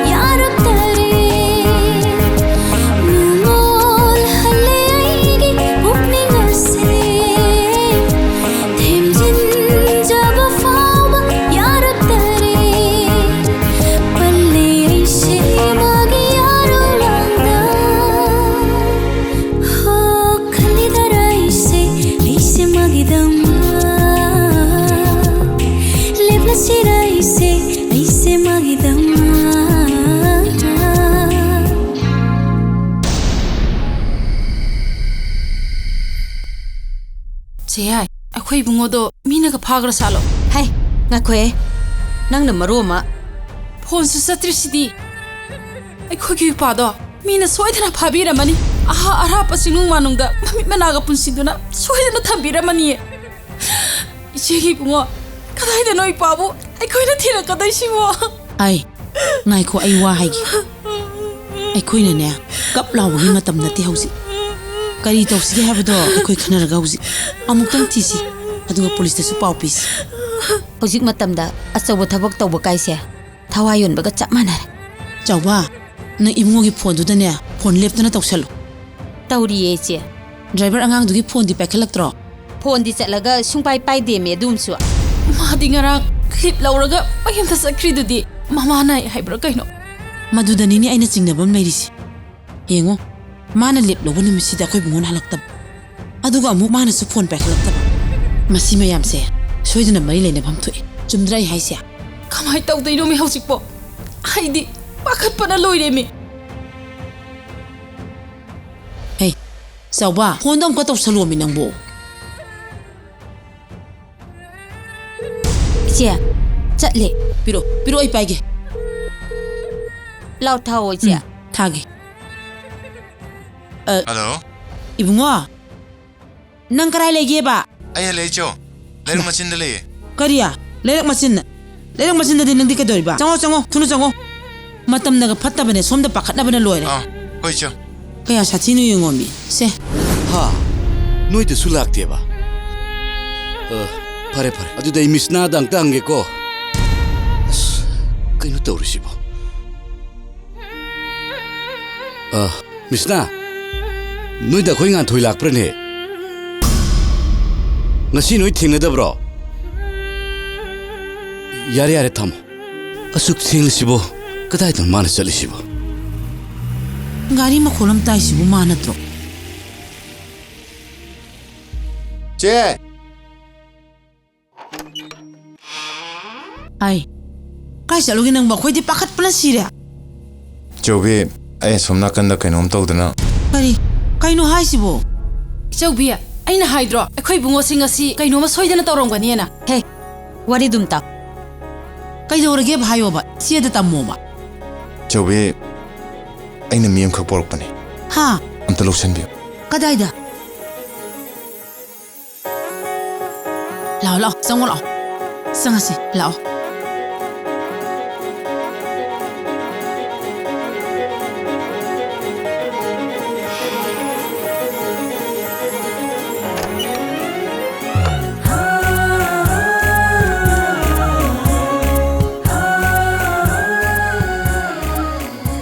Nangdina saksu yam phajai kai ming kawi Nganthoi kawi ye moirang dei ni adudi kamal ainang sida koi bungona kari haraga satchen la ino bana kaino nahanong ma imungi thaba inghang tongna ba mi ma porakani hairambado adugi pora ini kaino he kaino ne nang ngangi duba nahanong ma thabak ka ba nang na ba chak thum bi de phi su bi de na lan tawram ba de duga thabak loina tawba ngam nupi ma pura again hairamaga pura ini somdana ikhodi mi na phabi khrena thawai ga wanaruri aduga madi mi phangnaba koiti thiba salui cha oire isi aidi on thong no wakhan se phana khalore da ado nangi di ima pa bung di lairi bra laiki da ba kuire ꯑꯗꯨꯗꯤ ꯅꯪ ꯀꯅꯥꯒ ꯂꯩꯃꯤꯟꯅꯔꯤꯕ? ꯈꯣꯏ ꯇꯥꯆꯧꯒ ꯏꯕꯥꯅꯤꯗꯪ ꯂꯩ. ꯑꯗꯨꯗꯤ ꯅꯈꯣꯏꯗꯤ ꯈꯨꯡꯒꯪꯗ ꯂꯩꯕꯅꯤꯅ ꯏꯪꯈꯣꯜ ꯂꯧ ꯑꯆꯧ ꯑꯆꯧꯕ ꯌꯥꯝ ꯂꯩꯔꯝꯒꯅꯤꯀꯣ? ꯂꯩꯇꯦ. ꯇꯥꯆꯧꯅ ꯏꯝꯐꯥꯜꯗꯒꯤ ꯂꯧꯄꯨ ꯑꯃꯗꯒꯤ ꯂꯧ ꯁꯪꯒꯝ ꯑꯃꯈꯛ ꯎꯏꯌꯦ. ꯏꯪꯈꯣꯜꯁꯨ ꯌꯥꯝ ꯄꯤꯛꯏꯗ. ꯋꯥꯕꯗꯨꯅꯕꯨ ꯂꯩꯁꯥꯕꯤ ꯐꯥꯔꯕ ꯃꯥꯅ ꯃꯤꯒꯤ ꯊꯕꯛ ꯏꯪꯈꯥꯡ ꯁꯨꯔꯒ ꯁꯦꯟ ꯇꯥꯜꯂꯨꯅꯤ ꯍꯥꯏꯗꯅ ꯂꯥꯛꯏꯅꯤ ꯀꯩꯅꯣ. ꯅꯪ ꯂꯣꯏ ꯈꯪꯉꯤꯍꯦ. ꯈꯪꯕꯤ ꯁꯅꯥꯁꯤꯗꯤ. ꯑꯁ ꯌꯥꯔꯦ ꯈꯪꯉꯦ ꯇꯣ. ꯀꯩꯅꯣ ꯈꯪꯗꯦ ꯑꯅꯤꯁꯤ ꯄꯉꯥꯡꯗ ꯉꯥꯡꯉꯤꯅꯤ. ꯕꯦꯝꯃ ꯅꯪꯅ ꯌꯨꯝꯁꯤꯗ ꯅꯨꯡꯉꯥꯏꯅ ꯂꯩꯊꯣꯛꯎꯀꯣ. ꯊꯕꯛ ꯏꯪꯈꯥꯡꯕꯨ ꯀꯩꯁꯨ ꯂꯩꯇꯦꯗ. ꯏꯕꯨꯡꯉꯣꯒꯤ ꯑꯣꯐꯤꯁ ꯀꯥ ꯅꯪꯅꯕ ꯆꯥꯛ ꯊꯣꯡꯕꯤꯕ. ꯑꯩꯅꯁꯨꯅꯦ ꯅꯪꯒꯤ ꯑꯉꯝꯕ ꯃꯇꯦꯡ ꯄꯥꯡꯉꯤꯗ. ꯑꯅꯤꯁꯤꯗꯤꯅꯦ ꯀꯩꯊꯦꯜꯗ ꯁꯦꯟꯗꯣꯏ ꯆꯥꯕ. ꯇꯞ ꯇꯥꯡꯉꯩ ꯆꯥꯁꯟ ꯊꯛꯆꯜꯂꯦꯗꯅ ꯀ꯭ꯋꯥ ꯑꯃ ꯄꯩꯅ ꯆꯥꯁꯜꯂꯒꯅꯦ ꯑꯅꯤ ꯊꯣꯛꯄꯤ ꯑꯍꯨꯝ ꯊꯣꯛꯄꯤꯅ ꯂꯪꯗꯅꯅꯦ ꯁꯥꯟꯅ ꯂꯩꯗꯣꯏꯅꯤ. ꯑꯗꯣ ꯑꯩꯈꯣꯏ ꯌꯨꯝꯁꯦ ꯃꯤ ꯌꯥꯝꯖꯗ꯭ꯔꯁꯨ ꯀꯥꯗꯤ 90ꯃꯨꯛ ꯁꯨꯕꯅꯤ. ꯃꯊꯣꯟ 3 ꯀꯥꯈꯠꯂꯣ. ꯑꯗꯨꯒꯅꯦ ꯆꯥꯛꯁꯪ ꯂꯩꯕꯅꯦ. ꯊꯕꯛ ꯌꯥꯝ ꯂꯩꯍꯧꯕꯅꯦ. ꯆꯠꯂꯣ. ꯍꯧꯔꯣ ꯆꯠꯂꯣ. ꯍꯧꯒꯠꯂꯣ. ꯆꯠꯂꯣ. ꯀꯔꯤꯅꯣ ꯅꯣꯏꯅ ꯉꯥꯡꯉꯤꯗꯨꯕꯣ? ꯃꯤ ꯍꯧꯖꯤꯛꯇ ꯂꯥꯛꯏꯕ ꯑꯉꯥꯡꯁꯤ ꯏꯉꯥꯎ ꯉꯥꯎꯔꯅꯤ. ꯉꯁꯤ ꯐꯖꯅ ꯄꯣꯊꯥꯖꯔꯒ ꯍꯌꯦꯡꯗꯤ ꯃꯥꯏ ꯍꯧꯖꯅꯤ ꯀꯩꯅꯣ. ꯕꯦꯝꯃ ꯉꯁꯤꯒꯤꯗꯤ ꯄꯣꯊꯥꯔꯒ ꯍꯌꯦꯡꯗꯒꯤ ꯍꯧꯁꯤ ꯂꯥꯛꯑꯣ. ꯂꯥꯛꯑꯣ ꯆꯪꯉꯁꯤ ꯂꯥꯛꯑꯣ. ꯅꯪꯒꯤ ꯂꯩꯅꯅꯕ ꯀꯥꯗꯣ ꯑꯩ ꯇꯥꯛꯑꯒꯦ ꯂꯥꯛꯑꯣ. ꯑꯩꯈꯣꯏ ꯆꯦ ꯆꯧꯕꯤꯅ ꯇꯧꯏꯁꯤꯕꯨ ꯀꯩꯅꯣ? ꯉꯥꯎꯔ ꯃꯥꯜꯂꯦ ꯃꯁꯤꯁꯨ.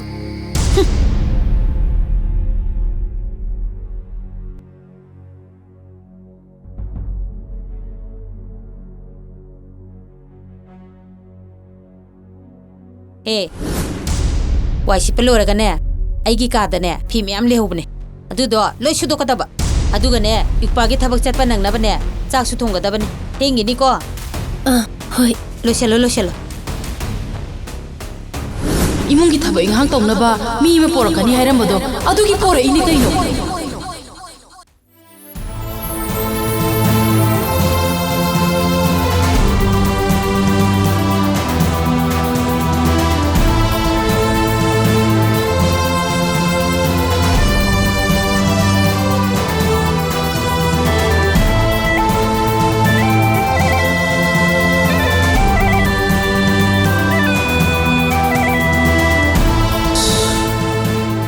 ꯇꯟꯖꯥ ꯆꯥꯈꯤꯗ꯭ꯔꯦꯗ ꯑꯩꯒꯤ ꯏꯆꯜꯁꯦ. ꯂꯨꯍꯣꯡꯁꯤꯗꯤ ꯍꯥꯏꯗꯣꯛꯈ꯭ꯔꯦ. ꯁꯦꯜꯗꯤ ꯑꯃꯠꯇ ꯂꯩꯇꯦ. ꯍꯣꯏꯗ ꯅꯨꯄꯥ ꯃꯆꯥꯅꯕꯨ ꯊꯣꯕ ꯑꯃ ꯂꯥꯛꯆꯅꯤ.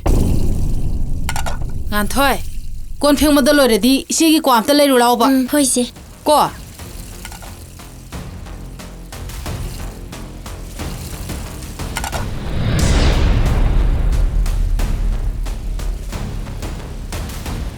ꯉꯥꯟꯊꯣꯏ ꯅꯪꯒꯤꯗꯣ ꯂꯣꯏꯔꯗꯤꯅꯦ 이문기 까싱제 ꯋꯥꯏ ꯑꯝꯇ ꯇꯩꯊꯣꯛꯂꯥ. ꯇꯩꯕꯤꯗꯕ ꯀꯨꯏꯃꯟꯗꯅꯅꯦ ꯎꯐꯨꯜ ꯂꯣꯏ ꯊꯥꯡꯉꯤ. 이제 ꯑꯃꯗꯨꯅ ꯀ꯭ꯋꯥ ꯍꯥꯟꯅ ꯂꯩꯁꯨ ꯍꯥꯏꯌꯦ. ꯑꯩꯅ ꯍꯥꯏꯁꯦ ꯍꯥꯟꯅ ꯇꯧ. ꯃꯁꯥꯅ ꯆꯥꯅꯕ ꯀ꯭ꯋꯥꯕꯨ ꯃꯁꯥꯅ ꯂꯩꯒꯦ ꯍꯥꯏꯗꯗꯅ. ꯂꯥꯛꯑꯣꯀꯣ ꯂꯥꯛꯑꯣ ꯂꯥꯛꯑꯣ.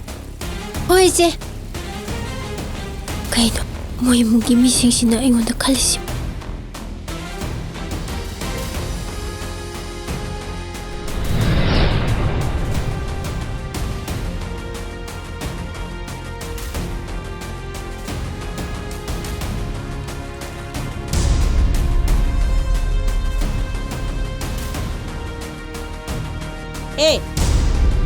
ꯀꯩꯅꯣ ꯇꯩꯗꯨꯅ 이싱나 ꯄꯨꯡꯇꯥꯎ ꯇꯥꯎꯔꯦ.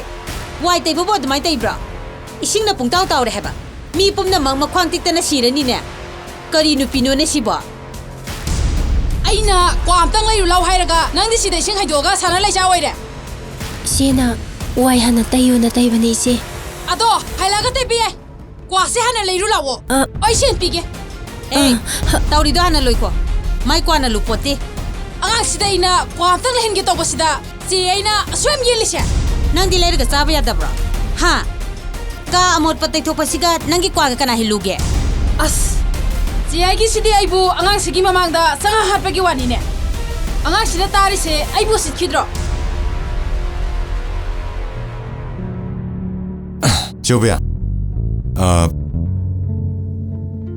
ꯑꯩꯈꯣꯏ ꯑꯣꯐꯤꯁꯀꯤ ꯑꯍꯜ ꯑꯃꯅꯤ ꯊꯥꯔꯒ ꯄꯥꯎ ꯍꯥꯏꯗꯣꯛꯂꯨꯔꯕꯅꯤ. ꯃꯕꯨꯡꯗꯨꯅ ꯈꯔ ꯉꯟꯅ ꯊꯤꯜꯂꯛꯑꯣꯅ ꯍꯥꯏꯔꯛꯑꯦ. ꯑꯗꯨꯒ ꯂꯨꯍꯣꯡꯕ ꯃꯇꯝꯗꯁꯨ ꯑꯐꯕ ꯅꯨꯃꯤꯠ ꯑꯃ ꯂꯦꯞꯅꯔꯒ ꯀꯣꯍꯣꯡꯅꯕ ꯇꯧꯔꯁꯦꯅ ꯍꯥꯏꯔꯛꯑꯦ ꯍꯥꯏ. ꯀꯔꯤꯅꯣꯅꯦ ꯍꯥꯏꯁꯤꯕꯨ ꯏꯕꯨꯡꯉꯣ? ꯑꯁ ꯈꯪꯗꯦ. ꯏꯆꯦ 마틴 보다 그게이노 장가도 보세신 가라 저 비온 신비로 세 실로 배우러 빨리 신따라 머리 트라마 같다네 고나들게 타이비로지 Karino tawrisibo asino pisibo Hey chawba Noi wase kaino marakta leiriko ngara khoi bungona porak ponu pisi mana sele imane mi Kaino hasibo si sense mana ne nupi di horen tin bada lain na ba ma phimro layon piramine mi Kariba Kunung nupi sibo Jelai ba khoi bungona Koi mi Asibo akoy bungogi mau kamay no oidoy na ba si Chawbinang bo Minay pa wa sanaroi da ba nupi sibo Ay di na ay sijaning edo ko ay di sijaning edo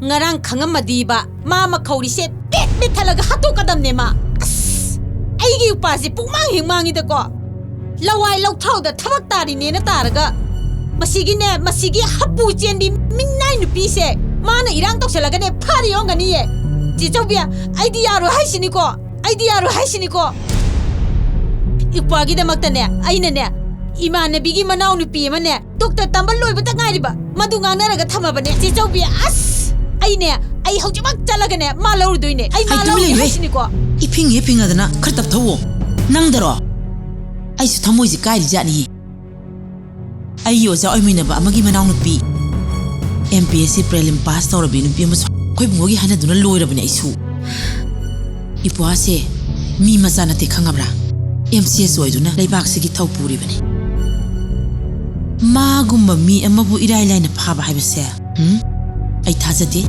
magi su wakhala ma leiram gani ai ne ngasine masigi hapu jubi minnai ni pise bet thalaga ne hatu kani ko ngasi hey ngai khone nang bo tap tha kho ba magi aning bada khoina yele na mo ibona lan taro di kam dong ni ha se nang pasalu se pore ne mana ne phiro leru chu haram bane amta cha thu useba aduga ne kona ne kari kaino khana seba kona Nahan nongma habak kaban na ba chak thung bide phi su bide na lan tawr bani duga thabak loina taw ko ngam nupi ma pura age na haramaga pura ini ai wam tai gen Kaino nai khoda ka dong lak toino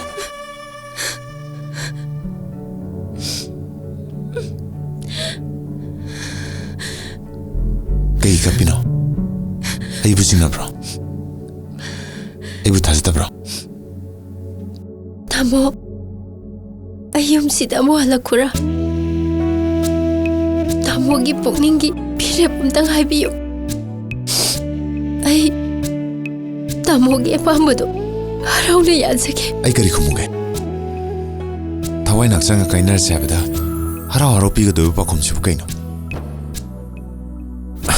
atmai kau kana ai sinangi kam da marmoin kana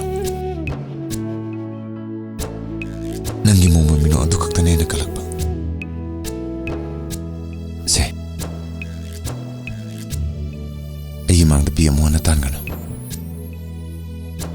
Nangi bunu sidro Ayi tawayak sa anima Nangi damak da katokarabane Nangi damak da lepira retro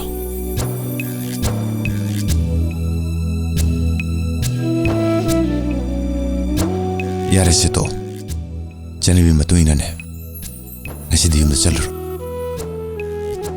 Ibani ki punsile pun numitu da Aino mulo bulake Aise Nangi da matematik yam zade Isi singda Tamo gi da matik zaba nupi ama Yum si da mau ina lakpa paami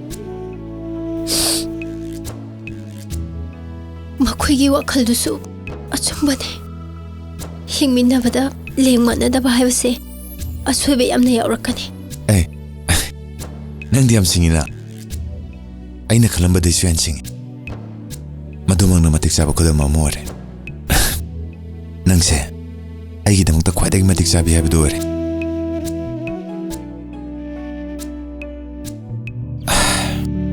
Ado Wam hayra Aina na munu siruise taray ba nate ꯑꯅꯤꯡꯕ ꯄꯥꯟꯗꯝꯒꯤ ꯃꯈꯥꯗꯅꯤ ꯃꯤ ꯑꯃꯒꯤ ꯃꯇꯤꯛ ꯆꯥꯕ ꯍꯥꯏꯕꯁꯦ ꯂꯟ ꯊꯨꯝ ꯁꯛ ꯁꯨꯅ ꯂꯦꯞꯄ ꯌꯥꯗꯦ ꯃꯤꯑꯣꯏꯕ ꯑꯃ ꯑꯣꯏꯕꯒꯤ ꯑꯆꯨꯝꯕ ꯂꯤꯆꯠ ꯍꯥꯏꯕ ꯑꯃ ꯂꯩ ꯃꯁꯛ ꯐꯖꯔꯕꯁꯨ ꯂꯤꯟꯗꯥꯎꯕꯤ ꯃꯔꯜ ꯂꯩꯖꯔꯕꯁꯨ ꯂꯤꯆꯠ ꯅꯥꯏꯗꯕꯤ ꯅꯨꯄꯤꯕꯨ ꯀꯅꯥꯅ ꯁꯤꯡꯊꯥꯅꯒꯦ ꯌꯦꯡꯉꯨꯅꯦ ꯑꯩꯒꯤ ꯏꯆꯦꯁꯤꯡꯁꯦ ꯑꯩꯒꯤꯗꯤ ꯊꯋꯥꯏꯅꯤ ꯑꯗꯨꯕꯨ ꯆꯦꯒ ꯆꯦꯇꯣꯡꯒꯁꯤꯗꯤ ꯍꯧꯅ ꯂꯣꯟꯆꯠ ꯈꯪꯗꯦ ꯑꯗꯨꯅꯅꯤ ꯌꯨꯝꯕꯥꯟ ꯄꯨꯟꯁꯤ ꯈꯣꯡꯗꯥꯔꯨꯔꯁꯨ ꯃꯄꯨꯔꯣꯏꯕ ꯌꯨꯝꯗ ꯆꯟꯅꯐꯝ ꯈꯪꯗꯗꯅ ꯌꯨꯝꯁꯤꯗ ꯍꯜꯂꯛꯇꯨꯅ ꯂꯩꯔꯤꯁꯤ ꯃꯈꯣꯏꯒꯤ ꯋꯥꯈꯜꯂꯣꯟꯁꯦ ꯄꯨꯡꯍꯣꯡ ꯍꯣꯡꯗꯣꯛꯄꯤꯕ ꯑꯃ ꯆꯪꯉꯤ ꯉꯥꯟꯊꯣꯏ ꯑꯩꯅ ꯄꯥꯝꯕꯗꯤ ꯅꯍꯥꯛꯅ ꯃꯇꯤꯛ ꯆꯥꯕꯤ ꯌꯨꯝꯒꯤ ꯃꯧ ꯑꯃ ꯑꯣꯏꯕꯒꯤ ꯍꯧꯅ ꯂꯣꯟꯆꯠꯇꯣ ꯃꯈꯣꯏꯗ ꯈꯪꯍꯟꯗꯨꯅ ꯑꯃꯨꯛꯇꯪ ꯃꯈꯣꯏꯒꯤ ꯃꯄꯨꯔꯣꯏꯕ ꯑꯃꯗꯤ ꯃꯆꯥꯁꯤꯡꯒꯤ ꯃꯤꯅꯨꯡꯁꯤꯗꯣ ꯃꯈꯣꯏꯗ ꯄꯣꯛꯂꯛꯄ ꯑꯣꯏꯁꯅꯨ ꯑꯗꯨꯛꯂꯨꯕ ꯊꯕꯛꯇꯨꯕꯨ ꯑꯩꯅ ꯄꯥꯡꯊꯣꯛꯄ ꯉꯝꯒꯗ꯭ꯔꯅꯦ ꯑꯗꯨꯒꯤꯗꯤ ꯑꯩ ꯃꯁꯨꯛ ꯆꯥꯎꯅ ꯂꯩꯔꯤꯁꯤꯗꯤ ꯑꯩ ꯍꯣꯠꯅꯗꯨꯅ ꯌꯦꯡꯒꯦ ꯀꯔꯤꯒꯨꯝꯕ ꯃꯥꯏꯊꯤꯔꯕꯁꯨ ꯅꯍꯥꯛꯄꯨ ꯅꯨꯡꯁꯤꯔꯨꯕꯒꯤ ꯊꯧꯗꯥꯡꯗꯤ ꯈꯟꯖꯒꯦ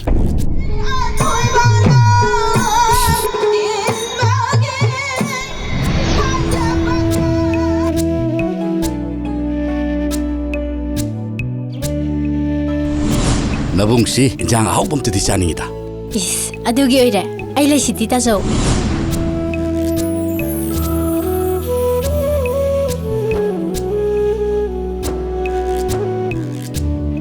ꯆꯠꯂꯣ ꯀꯣ ꯏꯕꯨꯡꯒꯤ ꯏꯕꯦꯝꯃ ꯅꯨꯡꯉꯥꯏ ꯌꯥꯏꯐꯅ ꯄꯥꯜꯂꯨꯔꯣ ꯅꯈꯣꯛ ꯐꯥꯎ ꯆꯤꯛꯇꯕ ꯑꯣꯏꯌꯨ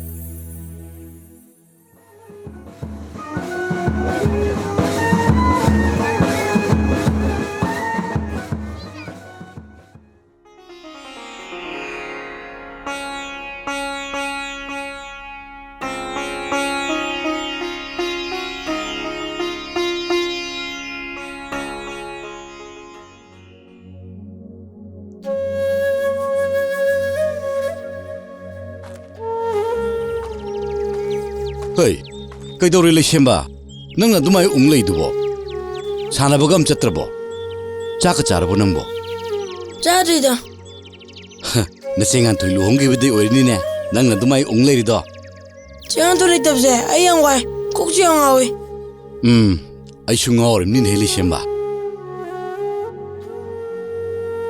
ꯌꯥꯁꯤꯗ ꯆꯥꯛ ꯆꯥꯈꯣꯝ ꯑꯃ ꯐꯥꯎꯕ ꯆꯥꯅꯤꯡꯅ ꯍꯨꯛꯄ ꯉꯝꯗꯦ ꯅꯈꯣꯏ ꯃꯌꯥꯝꯒꯤ ꯅꯇꯧꯁꯤ ꯎꯔꯒꯅꯦ ꯑꯩꯁꯨ ꯊꯋꯥꯏ ꯍꯦꯟꯅ ꯋꯥꯔꯤꯕꯅꯤ ꯑꯗꯣ ꯆꯥꯛ ꯆꯥꯗ꯭ꯔꯗꯤ ꯀꯣꯛꯁꯨ ꯌꯥꯝ ꯉꯥꯎꯔꯛꯀꯅꯤ ꯑꯩꯒ ꯆꯥꯛ ꯆꯥꯎꯁꯤ ꯂꯥꯎꯗꯅ ꯆꯦ ꯉꯥꯟꯊꯣꯏꯗ ꯂꯨꯍꯣꯡꯕꯗꯩ ꯁꯣꯔꯛꯑꯗ꯭ꯔꯤ ꯀꯩꯒꯤꯅꯣ ꯂꯥꯛꯀꯅꯤꯗ ꯍꯟꯗꯛꯀꯤ ꯅꯤꯉꯣꯜ ꯆꯥꯛꯀꯧꯕꯁꯤꯗꯅꯦ ꯄꯨꯟꯅ ꯂꯥꯛꯀꯗꯧ ꯑꯣꯏꯔꯝꯒꯅꯤ ꯑꯁꯦꯡꯕꯩ ꯂꯥꯛꯇꯣꯏꯔꯣ ꯇꯥꯆꯣ ꯂꯥꯛꯀꯗꯣꯏꯅꯤ ꯆꯦ ꯉꯥꯟꯊꯣꯏꯅ ꯂꯥꯛꯄꯗ ꯅꯪꯒꯤ ꯄꯣꯠꯆꯩ ꯃꯌꯥꯝꯁꯨ ꯄꯨꯔꯛꯀꯗꯣꯏꯅꯤ ꯃꯣꯏꯗꯤ ꯏꯅꯥꯛ ꯈꯨꯟꯕꯅꯤꯅ ꯑꯩꯈꯣꯏ ꯂꯣꯏ ꯑꯋꯥꯕ ꯀꯣꯛꯇꯣꯏꯅꯤ ꯑꯩ ꯍꯌꯦꯡꯁꯦ ꯃꯥꯒꯤ ꯃꯅꯥꯛꯇ ꯆꯥꯛꯀꯧꯕꯒꯤ ꯄꯥꯎ ꯍꯥꯏꯕ ꯆꯠꯇꯣꯏꯅꯤ ꯑꯗꯨꯗꯤ ꯑꯩꯈꯣꯏꯗ ꯑꯋꯥꯊꯕꯤꯗꯣ ꯆꯦ ꯉꯥꯟꯊꯣꯏ ꯌꯥꯝ ꯄꯥꯝꯕꯅꯦ ꯑꯗꯨꯗꯤ ꯑꯝꯇ ꯌꯦꯛꯈꯤꯒꯦ ꯍꯣꯏ ꯍꯣꯏ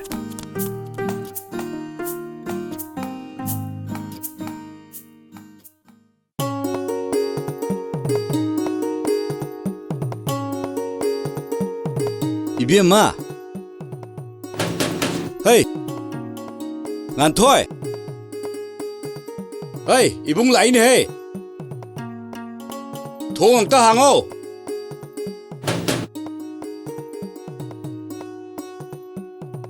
ꯑꯩꯒꯤ ꯏꯆꯜꯁꯦ ꯃꯔꯥꯏꯕꯛꯇꯤ ꯐꯈ꯭ꯔꯖꯥꯠꯅꯤ ꯑꯊꯥꯞꯄ ꯈꯨꯡꯒꯪꯗ ꯄꯣꯛꯆꯔꯁꯨ ꯏꯃꯥ ꯏꯄꯥꯅ ꯄꯨ ꯄꯥꯡ ꯁꯨꯅ ꯅꯥꯎꯀꯣꯟꯗ꯭ꯔꯁꯨ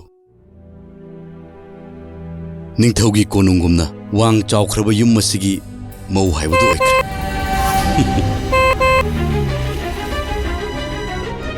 ꯉꯥꯟꯊꯣꯏ ꯀꯩꯅꯣꯅꯦ ꯃꯤꯒ ꯑꯝꯇ ꯂꯩꯇ꯭ꯔꯖꯥꯠꯂ ꯃꯣꯏꯁꯤꯕꯣ ꯉꯥꯟꯊꯣꯏ ꯍꯦ ꯀꯅꯥꯅꯣꯅꯦ ꯀꯩꯅꯣꯅꯦ ꯉꯁꯥꯏꯗꯒꯤ ꯍꯣꯔꯣꯟ ꯑꯁꯨꯛꯀꯟꯅ ꯈꯣꯡꯉꯤꯁꯤ ꯅꯅꯥꯗꯨ ꯇꯥꯗ꯭ꯔꯣ ꯄꯥꯛꯊꯗꯅꯒ ꯌꯦꯡꯉꯤꯗꯨꯅ ꯀꯩ ꯍꯨꯔꯥꯟꯒꯦ ꯍꯥꯏꯅꯣ ꯍꯥ ꯆꯣ ꯑꯁꯥꯏ ꯆꯠꯂꯣ ꯑꯩꯗꯤ ꯍꯨꯔꯥꯟꯕꯅ ꯁꯤꯗꯤ ꯌꯣꯠ ꯀꯧꯇꯥ ꯑꯃꯟꯕ ꯈꯨꯟꯕ ꯑꯣꯏꯔ ꯃꯥꯜꯂꯦ ꯑꯩꯈꯣꯏꯒꯤꯁꯤꯗꯅꯦ ꯌꯣꯠ ꯀꯧꯇꯥꯒ ꯑꯝꯇ ꯂꯩꯖꯗꯦ ꯆꯠꯂꯣ ꯑꯥꯗ ꯆꯠꯂꯣ ꯀꯔꯤꯒꯤꯅꯣ ꯅꯪꯅ ꯁꯨꯝ ꯂꯦꯞ ꯂꯩꯔꯤꯗꯨꯕꯣ ꯑꯩ ꯍꯥꯏꯁꯤ ꯅꯪꯉꯣꯟꯗꯅꯦ ꯅꯣꯛꯁꯟꯅꯗꯅꯒ ꯌꯨꯝꯁꯤꯗ ꯂꯩꯔꯤꯕ MCS ꯑꯣꯏꯕ ꯇꯣꯝꯊꯤꯜꯅ ꯂꯧꯔꯤꯗꯣ ꯑꯩꯒꯤ ꯏꯆꯜꯅꯨꯄꯤꯅꯤ ꯇꯣꯝꯊꯤꯜꯗꯣ ꯏꯁꯦꯟ ꯅꯨꯄꯥꯅꯤ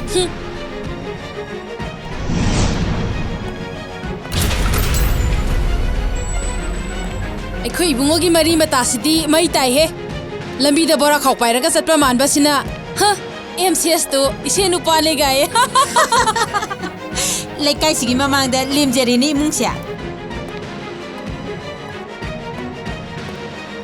ꯍꯦ ꯆꯪꯅꯤꯕ ꯃꯥꯟꯕ ꯅꯨꯄꯥꯁꯤ ꯅꯪꯒꯤ ꯅꯕꯨꯡꯅꯦꯌꯦ ꯆꯨꯝꯕ꯭ꯔꯥ ꯃꯥꯅꯦ ꯑꯁꯦ ꯀꯔꯤ ꯍꯥꯏꯗꯣꯏꯅꯣ ꯍꯪꯉꯒꯅꯦ ꯊꯨꯅ ꯆꯠꯂꯪꯒꯣ 이문가가 장할라거누고 낭수네 낭수 겟 왕만 람베야로 레까이 미나 우라가네 이뭉세 우실로 강아브라 레까이세 에코이가 소이부 우라가네 녹나도베 미암 레크라자니 나코이나 마통만은 강다네네 뻥똥똥비야 고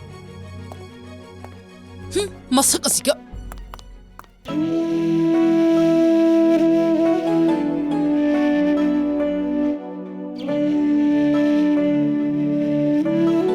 이비마 시다 그도 라이노 다소 난 핵 루홍키버다기 그얌 코이리 이셀기 눅시버 saktam 다속누 우버 팡키다바 아이셀 우닝다나 ngaud나 셀레이니 चलो नंग हयंगैदि सिदा सुलाक लाकनो कइनो नंगना हारिसिबो युम पानखबि मचनगी मनाक्ता मबुंगना लाकपसिबो यादे हाइबा थिंगबगा लैखरबो तासौ चलो नंग चलो तासौ कइनो ने मसिबो लेकाइगी नमानबिसिंगने नंगोंदा पाउ तंबि होइदना वा मयाममजु हाइरे इतै ममनी तुमिना सुने नंग मौ अमोइना नंगना चटकदबा मोंग मतौ कयामजु तमुचोर थारइनी नति मयामजे नंग कैमता तारारोइद्रो यार अदुना कैदौना दोइनो आई केम तानिंथि तासौ आई थबक लोइसंगदबा याम लै नंग चलो फरे नंगना पंथा निंद्रबनिना तासौ चलके खाउसिदा इंखोलदगी हेलकपा नंगना पामजबा इंसांग नापि खरा यावरिबने लेसेमनसु नंगदि हई चागले हाइदुना हैरा खरा मसु हापकपने से लौसलुसि यारे केमता थमंगनो आई खोइसु याम लैये नंगसिबु आइगी सेलदु नत्रबो आइसिबु नंगी इमा इपा सकना नावयोग नावकोलखिबा नबुंदु नत्रबो से अमता हायुसि करि मतौनु नंगना ngasi तोरमलिसिबु पोंमिनबा नबुंग फावबा मसा खंद्रबो थमोय कनबसिंगी मरक्ता तिल्लुबदगी नंगसु थमोयदो नुंगोले नत्रा इबुंगी बेमा याई फनुंगाई कोंदा ओंख्रे आइदुना नंगी हौरकफम काउथोकपति तौगनु मसागी हौरकफम काउरबा मीदुदी लमलक्की सांगादगी हेन तोलबन मसिमति खांगो हौरकफम निसिंगगा थमोय मैसा लांगनबगी मरम ओइरदी निसिंगलुबै गे कनरीगे आई कनामता निसिंगदे कनामता खंगदिये इबुंगी बेमा हेक पुमिनबा नबुंग फावबदा नसिनमकना अदु यौना हाइरबको फरे फरे इचलगी वाखलना अदु यौरबदी आई मखा ताररो नंगी सुमांगसिदा आईगी खोंपम ममा अमखन तारगलरो लागलिबा निंगोन चाकोबा नुमितदी नंगा ताना लावको हाउबा हाउतबा इपुंगपा चाकचारामतदी चामिनसि आई लाओय आई बु चाकौबिगनो ताचौ नंग कोइना लैरनु चलो चलो से चलो कइनो हे चलो चलो से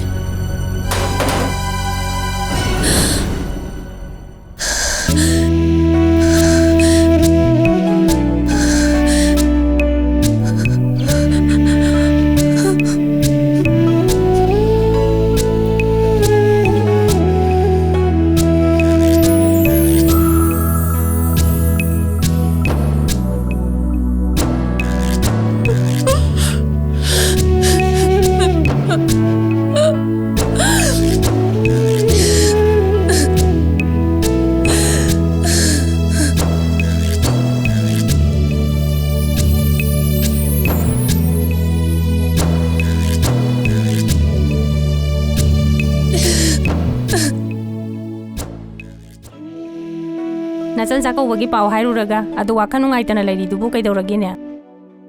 ꯅꯆꯟꯒꯤ ꯈꯨꯗꯣꯟ ꯄꯣꯠ ꯄꯤꯅꯤꯡꯉꯥꯏ ꯂꯩꯇꯦꯅ ꯎꯡꯉꯤꯔꯣ ꯅꯪꯕꯣ? ꯑꯩꯈꯣꯏꯁꯨ ꯑꯉꯝꯕ ꯍꯥꯞꯀꯅꯤꯗ. ꯁꯦꯟ ꯄꯥꯏꯕ ꯃꯈꯣꯏꯒꯤ ꯏꯃꯨꯡꯗꯗꯤꯅꯦ, ꯑꯩꯈꯣꯏꯅ ꯌꯥꯝꯃꯤ ꯈꯟꯖꯔꯕꯁꯨ ꯀꯩꯁꯨ ꯂꯩꯇꯅ ꯈꯜꯂꯝꯕ ꯌꯥꯏ. ꯈꯨꯗꯣꯜ ꯍꯥꯏꯕꯁꯦ ꯃꯃꯜ ꯅꯥꯏꯕ ꯅꯠꯇꯦ. ꯃꯆꯤꯟ ꯃꯧꯄꯥ ꯅꯨꯡꯁꯤꯅꯅ ꯆꯥꯃꯤꯟꯅꯕꯗꯨꯕꯨꯅꯦ, ꯅꯨꯡꯁꯤꯅꯔꯒ ꯂꯣꯏꯔꯦꯗ. ꯑꯗꯨꯗꯅꯤ ꯏꯇꯩꯃ, ꯑꯩꯈꯣꯏ ꯉꯥꯟꯊꯣꯏꯗꯣ ꯉꯥꯟꯊꯣꯏ ꯑꯣꯏꯔꯝꯗ꯭ꯔꯦ. ꯃꯄꯥ ꯃꯃꯥ ꯁꯛꯂꯤꯕ ꯃꯕꯨꯡꯉꯩꯕꯨ ꯃꯁꯛ ꯈꯪꯉꯝꯗ꯭ꯔꯦ. ꯀꯩꯅꯣꯅꯦ ꯑꯩꯈꯣꯏ ꯉꯥꯟꯊꯣꯏꯅꯕꯣ? ꯑꯩ ꯊꯥꯖꯗꯦ. ꯄꯨꯛꯆꯦꯟ ꯆꯥꯎꯕꯤ ꯃꯤꯅꯨꯡꯁꯤ ꯂꯩꯕꯤ ꯏꯆꯟꯅꯤ. ꯃꯥꯒꯤꯁꯨ ꯃꯔꯝ ꯑꯃ ꯁꯣꯏꯗꯅ ꯂꯩꯔꯝꯒꯅꯤ. ꯏꯇꯩꯃ, ꯑꯩ ꯋꯥ ꯌꯥꯝꯅ ꯍꯥꯏꯅꯤꯡꯗꯦ, ꯀꯣꯟꯅ ꯍꯥꯏꯒꯦ. ꯊꯥꯖꯗꯕ ꯉꯥꯛꯇꯅꯤ ꯇꯧꯔꯛꯏꯁꯦ. ꯑꯗꯨꯕꯨ ꯑꯩꯅ ꯆꯥꯛꯀꯧꯕꯗꯤ ꯂꯥꯛꯑꯣ ꯍꯥꯏꯔꯝꯕꯅꯤ. ꯂꯥꯛꯀꯅꯤꯗꯤ ꯊꯥꯖꯗꯦ. ꯃꯥꯅꯕꯨ ꯂꯥꯛꯇ꯭ꯔꯕ ꯇꯠꯅꯔꯕꯅꯤ ꯃꯕꯨꯡ ꯃꯧꯄꯥꯒꯤ ꯃꯔꯤꯁꯦ ꯄꯨꯟꯁꯤꯒꯤ ꯑꯣꯏꯅ. ꯀꯩꯅꯣ ꯍꯥꯏꯍꯩꯗꯦꯅꯤ. ꯅꯈꯣꯏꯅꯤꯒꯤꯅꯤ ꯍꯥꯏꯕꯗ ꯅꯆꯤꯟ ꯅꯧꯄꯥ ꯅꯠꯇꯅ ꯀꯅꯥꯕꯨ ꯂꯩꯔꯤꯒꯦ? ꯏꯇꯩꯃ ꯂꯩꯔꯤꯁꯤꯗꯤ ꯑꯩ ꯄꯥꯎ ꯐꯥꯎꯅꯒꯦ. ꯃꯥ ꯆꯥꯛꯀꯧꯕ ꯂꯥꯛꯇꯕ ꯁꯨꯡꯌꯥ ꯌꯥꯔꯣꯏ. ꯍꯜꯂꯣ, ꯏꯅꯝꯃ. ꯉꯥꯟꯊꯣꯏ, ꯉꯥꯎꯔꯕ ꯅꯪꯕꯣ? ꯅꯪꯒꯤ ꯅꯕꯨꯡꯁꯤꯅ ꯑꯁꯨꯛ ꯊꯋꯥꯏ ꯅꯨꯡꯉꯥꯏꯇꯅ ꯍꯜꯂꯛꯏꯁꯤꯕꯨ ꯀꯔꯤꯒꯤꯅꯣꯕ? ꯆꯥꯛꯀꯧꯕꯒꯤ ꯄꯥꯎ ꯍꯥꯏꯕ ꯆꯠꯈ꯭ꯔꯒ ꯂꯥꯛꯑꯔꯣꯏ ꯍꯥꯏꯔꯤꯁꯤꯅ ꯀꯔꯤꯒꯤꯅꯣꯕ? ꯏꯅꯝꯃ, ꯑꯩ ꯀꯩꯒꯤ ꯂꯥꯛꯅꯤꯡꯉꯣꯏꯗꯣꯏꯅꯣ? ꯑꯩ ꯂꯥꯛꯀꯗꯣꯏꯅꯦ. ꯂꯩꯁꯦꯝꯕꯅ ꯃꯔꯣ ꯑꯃ ꯆꯦ ꯉꯥꯟꯊꯣꯏ ꯂꯥꯛꯄꯗ ꯀꯔꯤ ꯀꯔꯤꯅꯣ ꯄꯨꯔꯛꯑꯅꯤ ꯍꯥꯏꯗꯨꯅ ꯍꯔꯥꯎꯕꯅ ꯂꯣꯏꯔꯕꯅꯤ. ꯆꯤ ꯉꯟꯇꯥꯅ ꯂꯥꯛꯎ. ꯍꯣꯏ ꯏꯅꯝꯃ. ꯊꯝꯃꯒꯦ. ꯏꯕꯨꯡꯉꯣ, ꯀꯩꯝꯇ ꯈꯜꯂꯣꯅꯨꯀꯣ. ꯏꯇꯩꯃꯁꯨ ꯑꯃꯨꯛ ꯆꯠꯂꯒꯦꯀꯣ.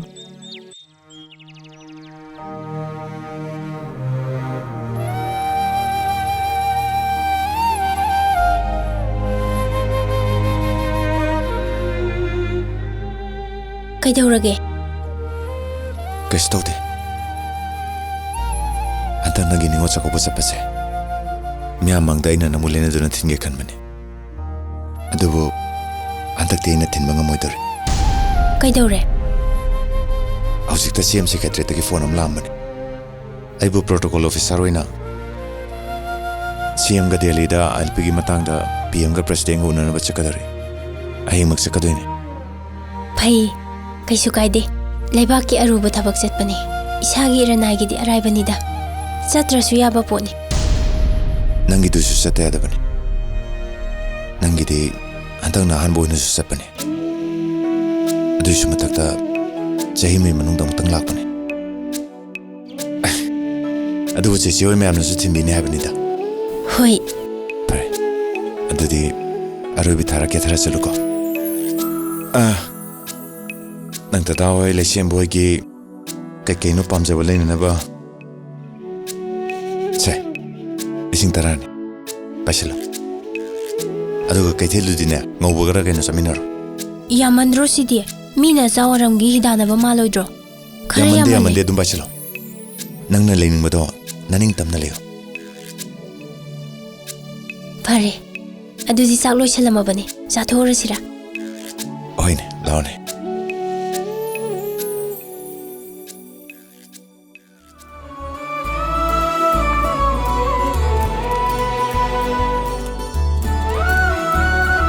ꯄꯨꯡꯁꯤꯁꯨꯕ ꯁꯦꯝꯃꯤꯉꯩꯗ ꯌꯧꯁꯟꯈ꯭ꯔꯦ ꯇꯧꯔꯤꯁꯦ.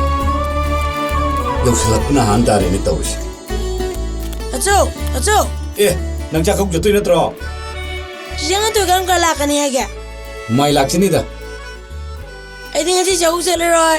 ꯆꯤꯆꯦ ꯉꯥꯟꯊꯣꯏ ꯂꯥꯛꯀꯅꯤ ꯍꯥꯏꯕꯅꯤꯅ. ꯅꯣꯏ ꯅꯃꯥ ꯃꯔꯥꯏ ꯉꯥꯡꯕꯤꯖꯅꯤ ꯅꯪ. ꯉꯥꯡꯅꯔꯝꯃꯤꯉꯣ. ꯐꯔꯦ ꯑꯗꯨꯗꯤ ꯁꯦ, ꯅꯪ ꯂꯥꯛꯑꯗꯤ ꯃꯈꯥꯔꯣꯝꯒꯤ ꯏꯅꯦ ꯍꯣꯏꯗꯩ ꯍꯤꯡꯗꯣ ꯄꯤꯒꯦ ꯑꯃ ꯂꯩꯖꯨꯁꯦ. ꯍꯣꯏ. ꯕꯥꯕꯥ ꯂꯥꯛꯎꯀꯣ.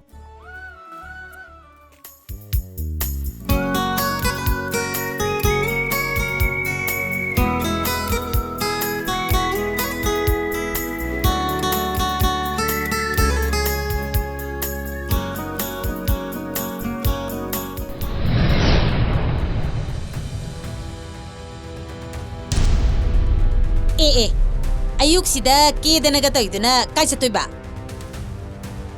ꯆꯦ ꯌꯥꯏ, ꯉꯁꯤꯗꯤ ꯅꯤꯉꯣꯜ ꯆꯥꯛꯀꯧꯕ ꯅꯨꯃꯤꯠꯅꯦ. ꯑꯗꯨꯒ ꯅꯪꯅ ꯀꯦꯔꯤꯗꯨꯅ ꯀꯔꯤꯒꯤ?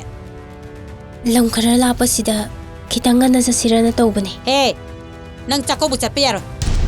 ꯀꯅꯥꯒꯤ ꯑꯌꯥꯕ ꯌꯥꯎꯗꯅ ꯆꯠꯇꯣꯏꯅꯣ? ꯍꯥ? ꯇꯥꯃꯣꯅꯗꯤ ꯆꯦꯆꯦ ꯍꯣꯏꯗ ꯍꯪꯕꯗ ꯆꯠꯂꯣ ꯍꯥꯏꯅ. ꯑꯩ ꯉꯁꯤꯗꯪꯗꯤ ꯆꯠꯆꯔꯨꯒꯦ ꯆꯦ ꯌꯥꯏ. ꯍꯦ, ꯋꯥ ꯌꯥꯝ ꯀꯟꯅꯨ. ꯌꯥꯔꯣꯏꯗꯤ ꯌꯥꯔꯣꯏ. ꯉꯔꯥꯡꯗ ꯂꯨꯍꯣꯡꯉꯛꯇ ꯉꯥꯏꯔꯤ. aduga parpak ka saningakta na. Nabung sakta ni na chakni phini ba man bado. Maduna kai hapakani haino. Yunggi nupaga laitaba matam sida isgaga laudana. Nakoyagi nawa mayam du naugi hairo. Kainu si yaina haibirisibo. Chahi khudingi laktau lairaba sida ngasi ekhone chatkani habisida nang hekta parpak chaninga inina. Hey, ekhoi mama na chakauri. Pot ka mayam laire haire. Yum sangbina ba laite. Nang na yum sanggadam. Adune mau haise. Ekhoi ne harise nang na pamdredana. Ekhoi dawna ne na pamda. Si mung nungai ba wai sang ba laitabane.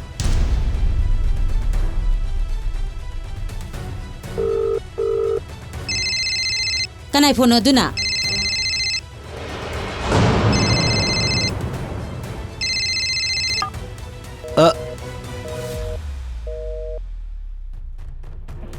The number you are calling is currently switched off. Ai, Please call later. switch off thamgrene. Kaidorujano. The number you are calling is currently switched off. Kay no switch off listen. Call later. Jeda to kay.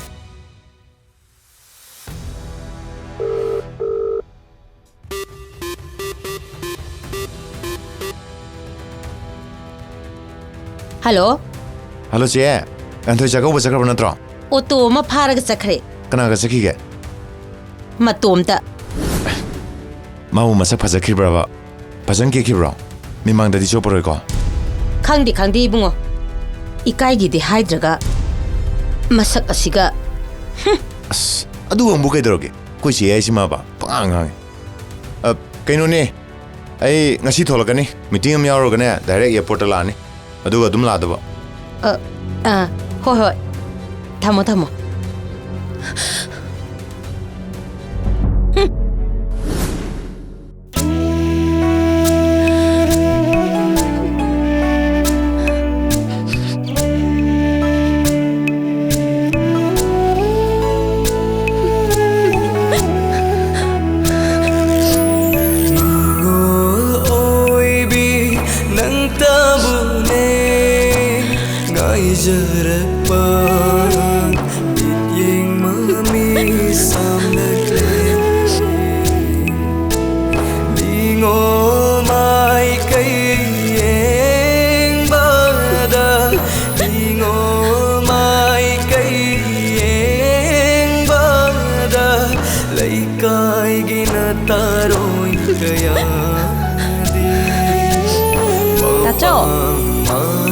Mathodi yautribo.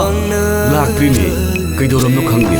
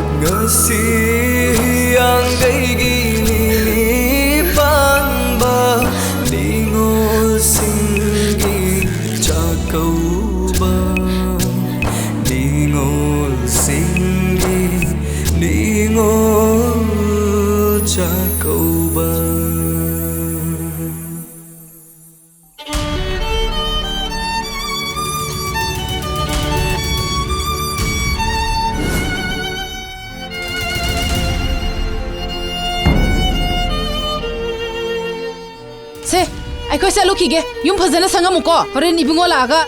Chako bosa spray na hangadi, chalena khungoda bani. Se, nangi phone.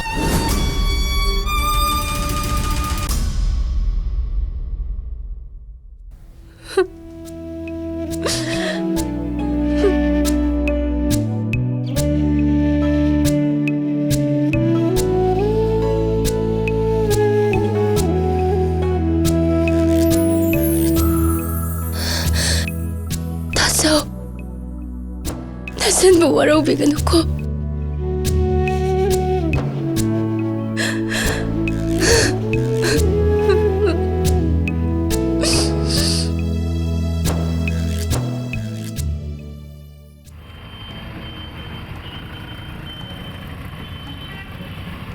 ꯇꯝꯐꯥ ꯇꯝꯐꯥ ꯃꯁꯤꯒꯤ ꯗ꯭ꯔꯥꯏꯚꯔꯁꯤꯁꯨ ꯊꯣꯛꯂꯛꯇꯦꯅꯦ ꯑꯁ ꯃꯥꯃꯒꯤ phone ꯑꯃꯨꯛ ꯂꯥꯛꯁꯤꯜꯂꯦ ꯇꯧꯔꯤꯁꯦ ꯀꯩꯗꯧꯔꯒꯦꯅꯦ ꯏꯕꯦꯝꯃ ꯅꯣꯏꯕꯣ ꯊꯦꯡꯉꯦ ꯂꯥꯛꯑꯣꯅꯦ ꯑꯪ ꯃꯥꯃ ꯂꯥꯛꯑꯒꯦ ꯅꯅꯦ ꯑꯩꯈꯣꯏꯗꯤ ꯉꯁꯥꯏꯅ ꯑꯃꯨꯛ ꯆꯠꯈ꯭ꯔꯦꯅꯦ ꯑꯩꯗꯤ ꯅꯣꯏ ꯂꯥꯛꯄ ꯉꯥꯏꯕꯗ ꯄꯨꯛꯀꯥꯁꯦ ꯃꯊꯪ ꯃꯈꯥ ꯑꯣꯜꯂꯕꯖꯥꯠꯅꯤꯀꯣ ꯆꯥꯛ ꯊꯣꯡꯕ ꯂꯣꯏꯔꯕꯣ ꯉꯥ ꯃꯇꯨꯝꯒꯥꯁꯦ ꯁꯨꯝ ꯆꯥꯎꯔꯗꯅ ꯌꯥꯝ ꯐꯖꯅ ꯇꯧꯈ꯭ꯔꯖꯥꯠꯅꯤ ꯑꯗꯨꯗꯤ ꯉꯁꯤꯗꯤ ꯐꯖꯅ ꯐꯨꯗꯕ ꯇꯥꯔꯦꯅꯦ ꯃꯥꯃ ꯑꯩꯈꯣꯏꯅ ꯍꯥꯏꯕ ꯑꯩꯈꯣꯏꯒꯤ ꯑꯄꯥꯝꯕꯗꯣ ꯂꯣꯏ ꯂꯩꯔꯕꯣ ꯂꯩꯔꯦ ꯅꯣꯏꯅ ꯄꯥꯝꯕ ꯄꯣꯠ ꯆꯩꯗꯣ ꯃꯥꯃꯅ ꯂꯣꯏꯅ ꯂꯩꯔꯕꯅꯤ ꯂꯥꯛꯑꯣ ꯊꯦꯡꯉꯦ ꯂꯥꯛꯑꯣꯀꯣ ꯆꯥꯅꯤꯡꯉꯦ ꯍꯥꯏꯕ ꯉꯥꯗꯨꯁꯨ ꯊꯣꯡꯉꯦꯌꯦ ꯑꯩꯗꯤ ꯉꯁꯤꯗꯤꯅꯦ ꯐꯖꯅ ꯍꯦꯛꯇ ꯐꯨꯗꯔꯗꯝꯅꯤ ꯍꯦꯛ ꯌꯧꯕꯒ ꯍꯦꯛꯇ ꯄꯥꯏꯁꯜꯂꯗꯧꯕꯅꯤ ꯈꯪꯕ꯭ꯔꯥ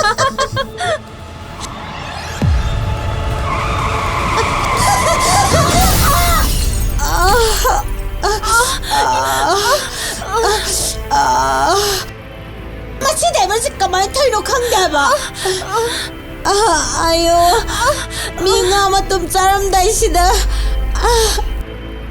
ꯆꯥꯔꯅꯤ ꯆꯤꯟꯒ ꯏꯀꯥꯏ ꯀꯥꯏꯔꯗꯅ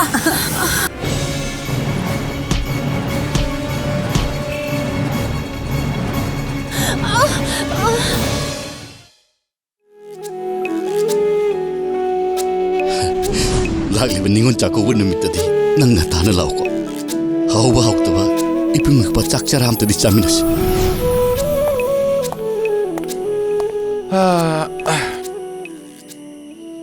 ꯀꯩꯗꯧꯔꯒꯦ ꯑꯩꯅ ꯆꯥꯛꯀꯧꯕ ꯊꯤꯟꯕꯤꯗ꯭ꯔꯦꯅ ꯅꯪ ꯁꯥꯎꯔꯤꯔꯣ ꯁꯥꯎꯗꯦꯗ ꯁꯦ ꯅꯪꯒꯤꯅꯦ ꯂꯩꯔꯛꯄꯅꯦ ꯄꯥꯝꯕ꯭ꯔꯥ ꯌꯦꯡꯉꯣ ꯏꯆꯦ ꯍꯣꯏꯒꯤꯗꯤ ꯂꯩꯕꯤꯔꯛꯇ꯭ꯔꯣ ꯑꯁ ꯃꯥꯔꯀꯦꯇꯤꯡ ꯇꯧꯕ ꯃꯇꯝꯒ ꯐꯪꯗꯦꯗ ꯌꯥꯄꯣ ꯃꯅꯨꯡꯗ ꯂꯩꯔꯛꯄꯅꯦ ꯉꯥꯏꯈꯣꯅꯦ ꯆꯥꯛꯀꯧꯕꯗꯤ ꯀꯅꯥ ꯊꯦꯡꯅꯔꯛꯄ ꯂꯣꯏ ꯊꯦꯡꯅꯔꯛꯑꯦ 이봐요 हराहौब्रा लेसेमदी मादी कफौई ए कईगिनो दुदिया आइको माइके गेदी लेबिराबा याम लेबिरेदा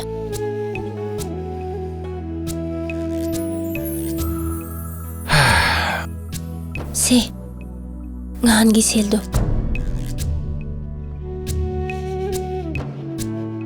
ए CDM ता 시즌하더라봐 그들어게 이시 호이나 로이 레이비레 파래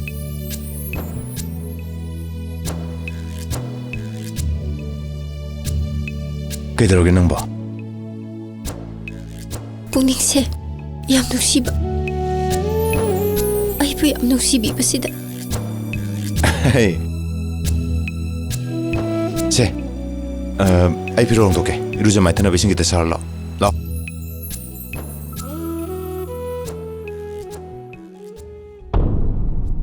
ꯑꯁ ꯆꯥꯁꯤꯐꯥꯎꯁꯤꯕꯨ ꯂꯣꯟꯕ ꯂꯣꯏꯗ꯭ꯔꯤ ꯖꯥꯠꯂꯣ ꯂꯣꯟꯕꯒ ꯂꯣꯏꯔꯒ ꯃꯥꯅꯒ ꯊꯛꯇꯣꯛꯇꯅꯒ ꯂꯩꯔ ꯖꯥꯠꯂꯣꯁꯦ ꯉꯁꯤꯅꯦ ꯑꯩꯒꯤ ꯃꯆꯤꯡ ꯑꯔꯥꯡꯕꯤꯗꯣ ꯍꯧꯔꯛꯀꯅꯤꯀꯣ ꯂꯥꯛꯇꯤ ꯂꯥꯛꯑꯦꯗꯅ 사오로인 떠보세. 아이네 핵다 성능해 봐. 지혜, 자.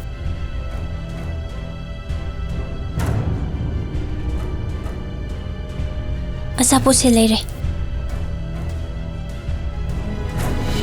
이봐. 그이러 지혜. 미모가 사 사바이질리 두고. 아이 장안 그때 강이 내더라. 민나이는 뭐 보시함 사는 시 까이기로. 다모나 상고미 아버지 론 미아로 해이지 아저기 안강부자 오이는 론 받으지야 장강 탁닝 뭐 뭐냐네 장강아 좀 론 아이기디네 장오드네 상고 낭낭 라우는 롤라가 뻘까다 봐 강에다는 낭 마뚱만 아우 강호 하시네 헤 실라 시대 브라블라오 하이비니 김비기세 파모